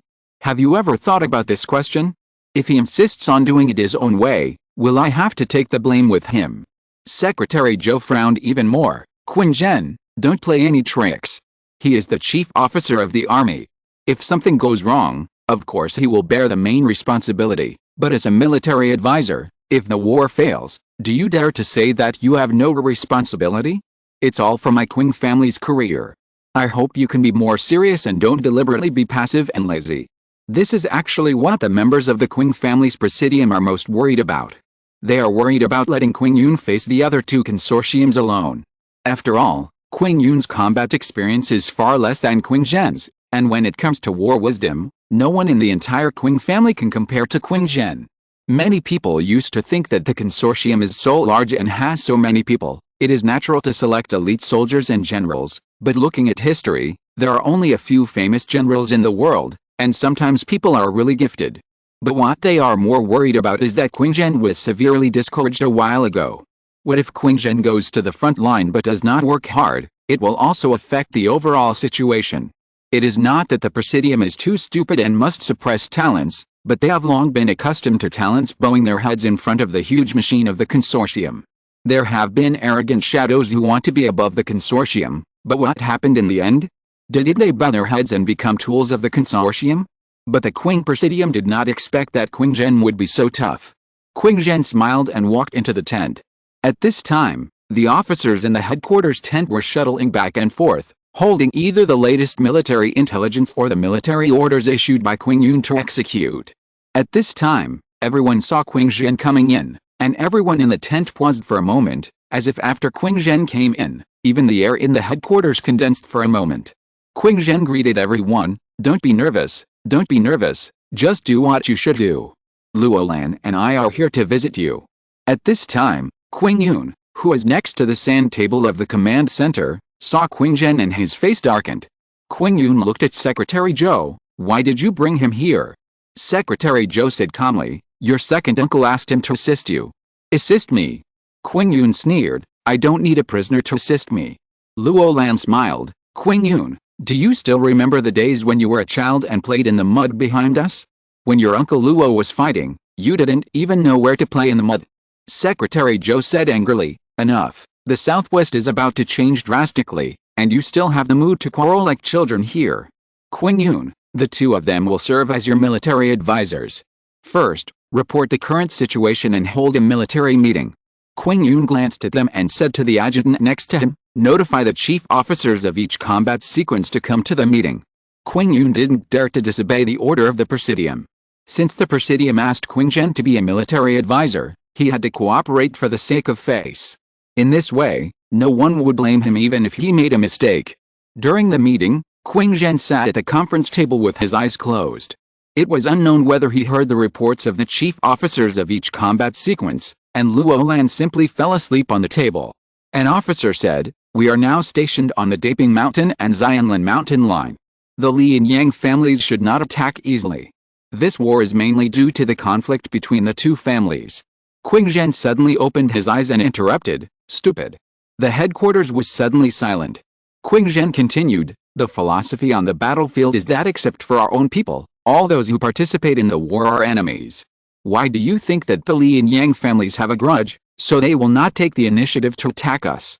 Qing Yun said coldly, the Li family originally robbed theirs because the Yang family. Qing Zhen laughed, it was not the Yang family who robbed it. I robbed it and gave it to the Yang family, but remember what I said, since my Qing family has come here, it will definitely become the target of the Li family. If we neglect defense, we will probably become the priority target of the other two families. For this reason, they are even willing to put aside their hatred for each other, because encroaching on the interests of the Qing family is enough to make them tempted. Qing Yun stared at Qing Zhen intently. He had lived under Qing Zhen's shadow for more than 20 years. When he was in kindergarten, everyone said that there was someone better than him, called Qing Zhen. When he was in elementary school, middle school, and college, it was still the same. Even when he entered the military camp, everyone still said that Qing Zhen was better at fighting than anyone else in the Qing family. But even though he hated Qing Zhen so much, he still had to sit at the same table with Qing Zhen to discuss the war situation, because he wanted to let the Presidium know that he was more obedient than Qing Zhen. Chapter 248 Qing Zhen seizes power. Qing Yun looked at Qing Zhen, I hope you understand that I am the chief officer here. You can give suggestions, but don't think that you are the only smart one in the entire command center. Qing Zhen was stunned for a moment and looked at Qing Yun, I didn't say I was the only smart one. Luo Lan is okay too. At this time, Luo Lan was awakened by the sound and asked sleepily, what? What did you say? Qing Zhen smiled and said, I said, everyone in this command tent is stupid except me and Luo Lan. Luo Lan sat up straight at once, Qing Zhen is right. Qing Yun's face suddenly became very ugly, you claim to be smart, but aren't you a prisoner? However, as soon as he finished speaking, Qing Zhen smiled at him, if you continue to be the chief officer here, the Qing family will be finished. From now on, I will take over all combat sequences on the front line. Secretary Zhou, go back and tell the old men that if you want to say anything, wait until the war is over. As soon as the words fell, the adjutant next to Qing Yun suddenly took out the pistol from his waist, pointed it at Qing Yun's head, and pulled the trigger. The gunshots were extremely harsh in the tent. The officers around wanted to scream, but the screams were all swallowed up. Qing Yun's confidants immediately wanted to draw their guns and fight back, but they found that there were 4 or 5 people in the entire tent who drew their guns at the same time and pointed their guns at them. Everyone in the tent was silent for a while. At this moment, everyone remembered what Qing Zhen had done before. This is the craziest person in the Qing family. Qing Yun carefully wanted to play every card on the card table to get the appreciation of the Presidium. But what he didn't expect was that Qing Zhen even overturned the table for him. The quiet tiger of the Qing family is now released back to the mountains. Secretary Zhou was shocked. Qing Zhen, you dare to murder the chief officer of the combat sequence, and you dare to place your people around Qing Yun. Qing Zhen grinned and said, Secretary Zhou, you may have my people around you. Secretary Zhou ran out of the command center and jumped into the car in fear. He didn't even dare to bring the driver, and drove out in the off-road vehicle by himself. It's quiet now, Luo Lan stretched and laughed, how do we fight this war? Let's put our house in order first, Qing Zhen said. He glanced at the sand table and said, the defense line should be contracted, and the troops should not be dispersed to Daping Mountain. The combat sequence responsible for reconnaissance should continue to be deployed to the battlefield to prevent sneak attacks by the Li and Yang families. Heavy weapons cannot play their best role in the mountains.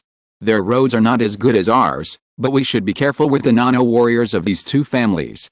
Qingzhen continued to explain, although we haven't seen what nano-warriors look like, we are the only one who doesn't have them among the three families. We may be used as a soft persimmon for a breakthrough. If we reveal a flaw first, then this war will be a bit interesting. So what we should do now is not to invade others, but to not make mistakes. The chessboard is too big, and only players who make few mistakes can play the game to the end. As he said that, Qingzhen looked at Luolan. Tomorrow you go to Yang's and negotiate with him. We will defeat Li's first. Luolan agreed, but heard Qingzhen say to another person, you go to Li's and negotiate with him. We can help them remove Yang's Pingshan defense position. Let's go now. If you succeed, I will give you a great credit when you come back. This person was Qingyun's confidant, but Qingzhen did not kill him, but entrusted him with this important task. After this person left, Luolan lowered his voice and asked curiously, why don't you let me go to Li's? Li's is already crazy, Qingzhen said softly, and there is a real madman there. If you go there, you will die. Luolan only realized at this time that Qingzhen didn't think that he could unite with Li's at the beginning. Sending this Qingyun confidant to Li's was sending him to death. Qingzhen said, besides, he must be scared to the core right now. The combat sequence he took away must be the people he trusts the most. Those should all be Qingyun's direct subordinates. Let them fend for themselves on Li's territory. Luolan's eyes lit up. Great. Qingzhen suddenly sighed. I said the wrong thing just now. Luolan was stunned for a moment. What did I say wrong? Which sentence? Qingzhen looked at Luolan. In fact, I am the only smart person in this tent. You don't count. Luolan. At this time, Qingzhen looked at the other officers. Go and start shrinking the defense line. I want to see the new defense sand table tomorrow morning. Someone suddenly hesitated and said, an elite force has been sent to Li's territory. Qingyun's plan is to rely on intelligence to intercept Li's Shenji camp. This Shenji camp has been acting alone and has not cooperated with other combat sequences. So Qingyun thinks this is an opportunity to nip the danger in the bud. Qingzhen was stunned for a moment. When was it sent out and where was it sent to? It's been a week since we set out. We're heading to Fengai Mountain and Shuanglong Mountain, the officer said. Qingzhen asked, there's no need to make this move to recall them now. The officer hesitated and said, I'm afraid it's too late. Ren Xiaosu and his men were hiking in the mountains. Due to the low temperature, the snow had not melted, making it difficult to move. It was snowing again. Li Qingzhang sniffed and said, if I knew this would happen, I should have hidden myself. I thought I could have a good life after joining the private army, but life turned out to be even harder than before. I really missed the time in the outpost. Life was like living in heaven. A soldier from another combat team next to him asked curiously, are you comfortable in the outpost? Why are we so miserable? Li Qingzhang shut up immediately after hearing this question. He couldn't tell others that there were wolves delivering prey to their outpost. The snow was getting heavier. Ren Xiaosu looked up at the sky. Once such heavy snow falls in the wilderness or mountains, it will take at least a week. We can't go any further. If we go any further, we might get lost. The officer of the Shenji battalion in front of him turned around and said, what are you afraid of? We have GPS positioning, so we won't get lost. Now you must listen to us and keep moving forward. After being punched and kicked, Liu Taiyu, the battalion commander of the 2nd Iron Battalion, first fainted, and then developed a high fever. There was no one in the entire 2nd Iron Battalion who kept their word. Everyone could only listen to the Shenji battalion and keep moving forward. Ren Xiaosu's identity was very special, but the people of the Shenji battalion had talked to him. If he missed a military opportunity, everyone would be in trouble. At this time, the identity of the Special Investigation Division could not disobey the military order. At that moment, Ren Xiaosu wanted to say that he had already investigated smuggling on behalf of the Inspection Division, and it seemed that it would not be a big problem to take over the position of the Shenji battalion now. But now is not the time. Chapter 249, Special Investigation Department's Anti-Espionage Measures. The snow is getting heavier, Ren Xiaosu sighed as he looked at the weather. It is said that it was even colder when the disaster just ended, Li Qingzhang said while walking in the snow, panting. Some old people said that in those years they had to store food for the whole winter in advance. If there was not enough food, they would store tree roots. People could not go out in winter. The snow in the mountains slowly covered the feet, then the ankles, and finally the knees. This heavy snow came so fast that the officers of the Shenji battalion were a little hesitant about whether to continue moving forward. He looked at his GPS, and when he saw that the GPS was still working properly, he felt a little relieved. It's just that there are only narrow dirt roads in this mountain. At this time, the snow covered the road. Someone accidentally stepped on a stone and sprained his ankle. Fortunately, the snow was relatively soft, so it didn't sprain his ankle too badly. Ren Xiaosu walked to the front of the team in the snow and wind, and shouted to the officers of the Shenjiang, "We can't go any further, the snow is too deep and we can't walk." But the officers of the Shenjiang didn't care about that. The nanorbits in their bodies kept providing power assistance, so they didn't have much trouble walking.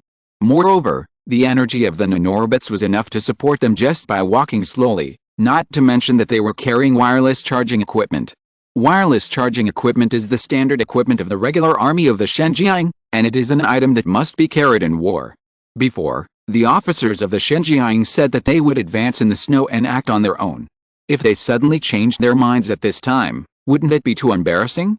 An officer of the Shenji battalion said coldly, "If we fail to reach the target location on time, will you be responsible or am I responsible?" Ren Xiaosu was too lazy to bother with them now, and said, "Change people to wait in the snow in front. Have you seen how wolves march in the snow? Members need to be rotated to leave footprints in front, so that the people behind can walk much easier. Each combat team takes turns to break the snow, and the march will be easier." After hearing this, the officer of the Shenji battalion looked back behind them. Behind them were tired private soldiers.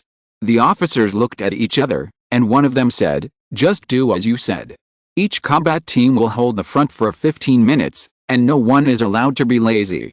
After this order was passed down, the entire marching team on the snow changed from a swarm of bees to a long narrow line. Ren Xiaosu breathed a sigh of relief. This at least reduced some of the burden and made the team march more orderly. Suddenly, Gong said in his mind, "Mission, help the comrades who have fallen behind to catch up with the team." This mission made Ren Xiaosu stunned. No one was left behind now. Besides, this group of bastards had betrayed him before, why should he help them? At this moment, Ren Xiaosu suddenly saw someone in the team behind him running into the mountains, and he immediately felt something was wrong. This was a deserter who couldn't stand it and wanted to escape. Before, there was a reinforced company of Liu Taiyu supervising the battle to prevent anyone from deserting. But now Liu Taiyu has been in a coma, and the reinforced company is not in charge of anything. Moreover, the soldiers of this reinforced company have to take turns to carry Liu Taiyu. Ren Xiaosu felt that this group of people might want to throw Liu Taiyu on the road as a deserter. Ren Xiaosu watched the man running into the nearby mountains. At this moment, he only thought of one thing in his mind. Does being a deserter count as falling behind? This definitely counts. Many people saw the deserter, and just when others were about to move, they suddenly saw Ren Xiaosu jump out, and his speed on the snow was no less than running on flat ground. In less than half a minute, Ren Xiaosu caught a deserter and even confiscated his gun. While dragging the deserter's legs to the team, Ren Xiaosu comforted him earnestly, "The mountains are not safe either. What if you run into the mountains like this and something happens?" The deserter was desperate. "I won't run away. Let me go, I'll stand up and walk by myself." Seeing that the deserter was pulled by Ren Xiaosu's legs and plowed a deep snow path in the snow, Ren Xiaosu was actually unwilling to use force. Although the other party betrayed him yesterday, it was not worth Ren Xiaosu to do anything to him. Moreover, being a deserter was purely because the other party wanted to survive, which was not wrong. Therefore, when Ren Xiaosu caught a deserter, he simply disarmed him and did not hide him. But was it wrong for Ren Xiaosu to want to complete the task? He was not wrong. There was another point that Ren Xiaosu did not lie. If someone entered the snowy mountains alone at this time, he would definitely die. At least he never went into the mountains in blizzards before. Ren Xiaosu said to the others, "Keep going, don't be a deserter, you hear me?" Then, Ren Xiaosu came to the reinforced company and said, "Although the 2nd Battalion commander is unconscious now, You have to take up your responsibilities, understand? The soldiers of the reinforced company who were carrying Liu Tai were a little confused. Why did this refugee have such a wide range of concerns? Ren Xiaosu looked at the officers of the Shenji battalion and said, if someone escapes at this time and your plan is discovered by people from other troops, then what you are doing now is useless. The officers of the Shenji battalion thought that this was right, and they turned to the reinforced company and said, go, keep an eye on the entire team, and anyone who deserts will be shot on the spot. Li Qingzhang looked at Ren Xiaosu's back and sighed, although I don't know what our squad leader is up to, his ability to fool people is really awesome. But at this moment, one of the team suddenly fell to the snow after being exhausted. Seeing that the people passing by didn't even look at him, even his comrades in the same combat team didn't intend to take care of him. Ren Xiaosu sighed in his heart. He originally thought that catching the deserter would be the mission completed, but he didn't expect that this mission would be more difficult than before. Before he finished sighing, a person in the team fainted. These people were not pretending. After all, the Shenjiang had just issued an order. If they deliberately delayed and didn't leave at this time, they might really get shot. Ren Xiaosu walked over and carried the fainted person on his shoulders. He said to Chen Wudi, this is considered helping others. You carry the other one and go forward first. Ren Xiaosu had been waiting for the palace to notify him of the completion of the mission, but the palace didn't say anything. However, Chen Wudi was quite happy. It felt quite satisfying to be able to do good deeds and be a hero with his master. After a while, Chen Wudi carried 2 people on his back. Ren Xiaosu could only explain to others that his friend was born with great strength. Although it was rare to be able to carry 2 people, there were still many refugees in the coal mine outside the barrier who could do it, so it made sense. But if there are more, it probably won't work. The officers of the Shenjiang were shocked when they saw this scene. The Special Investigation Division is working so hard to prevent spies. No wonder all combat sequences in the army are afraid of them. Please give me a monthly ticket. Please give me a monthly ticket. Chapter 250, Standing Up for Chen Wudi. At noon, everyone found a leeward slope for a short rest. The steamed buns that everyone carried had been frozen and hard, but there was nothing they could do. This was the only condition in the wilderness. According to the soldiers of the private army, it was good to have steamed buns. When eating dry food, someone suddenly complained, it's such a bad weather, but they still let us move forward. It's so inhumane. What can you do?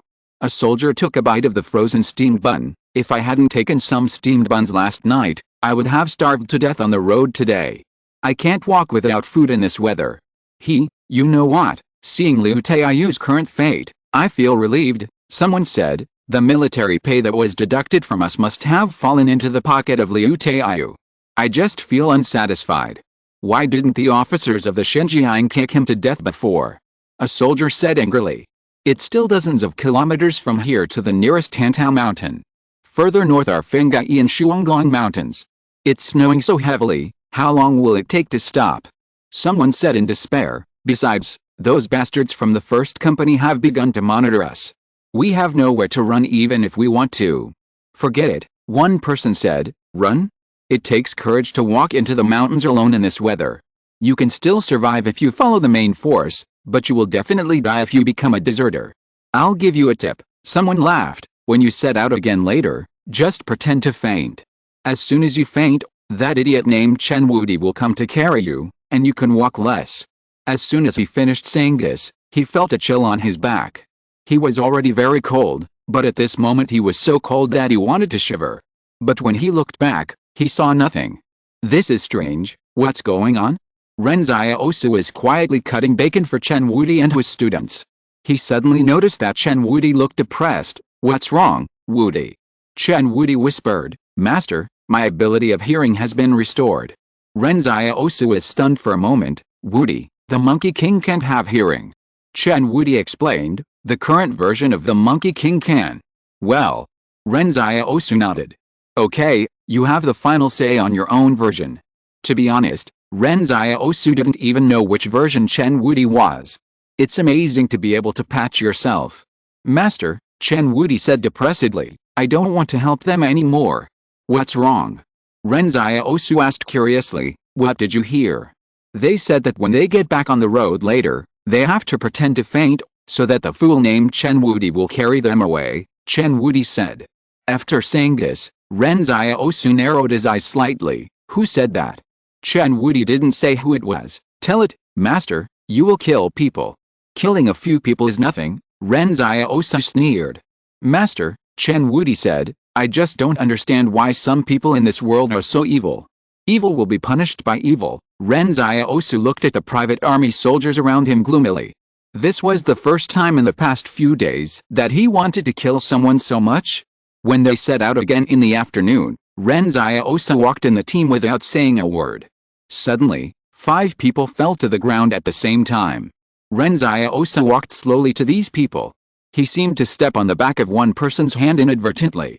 The man trembled in pain, but pretended to be unconscious and did not open his eyes.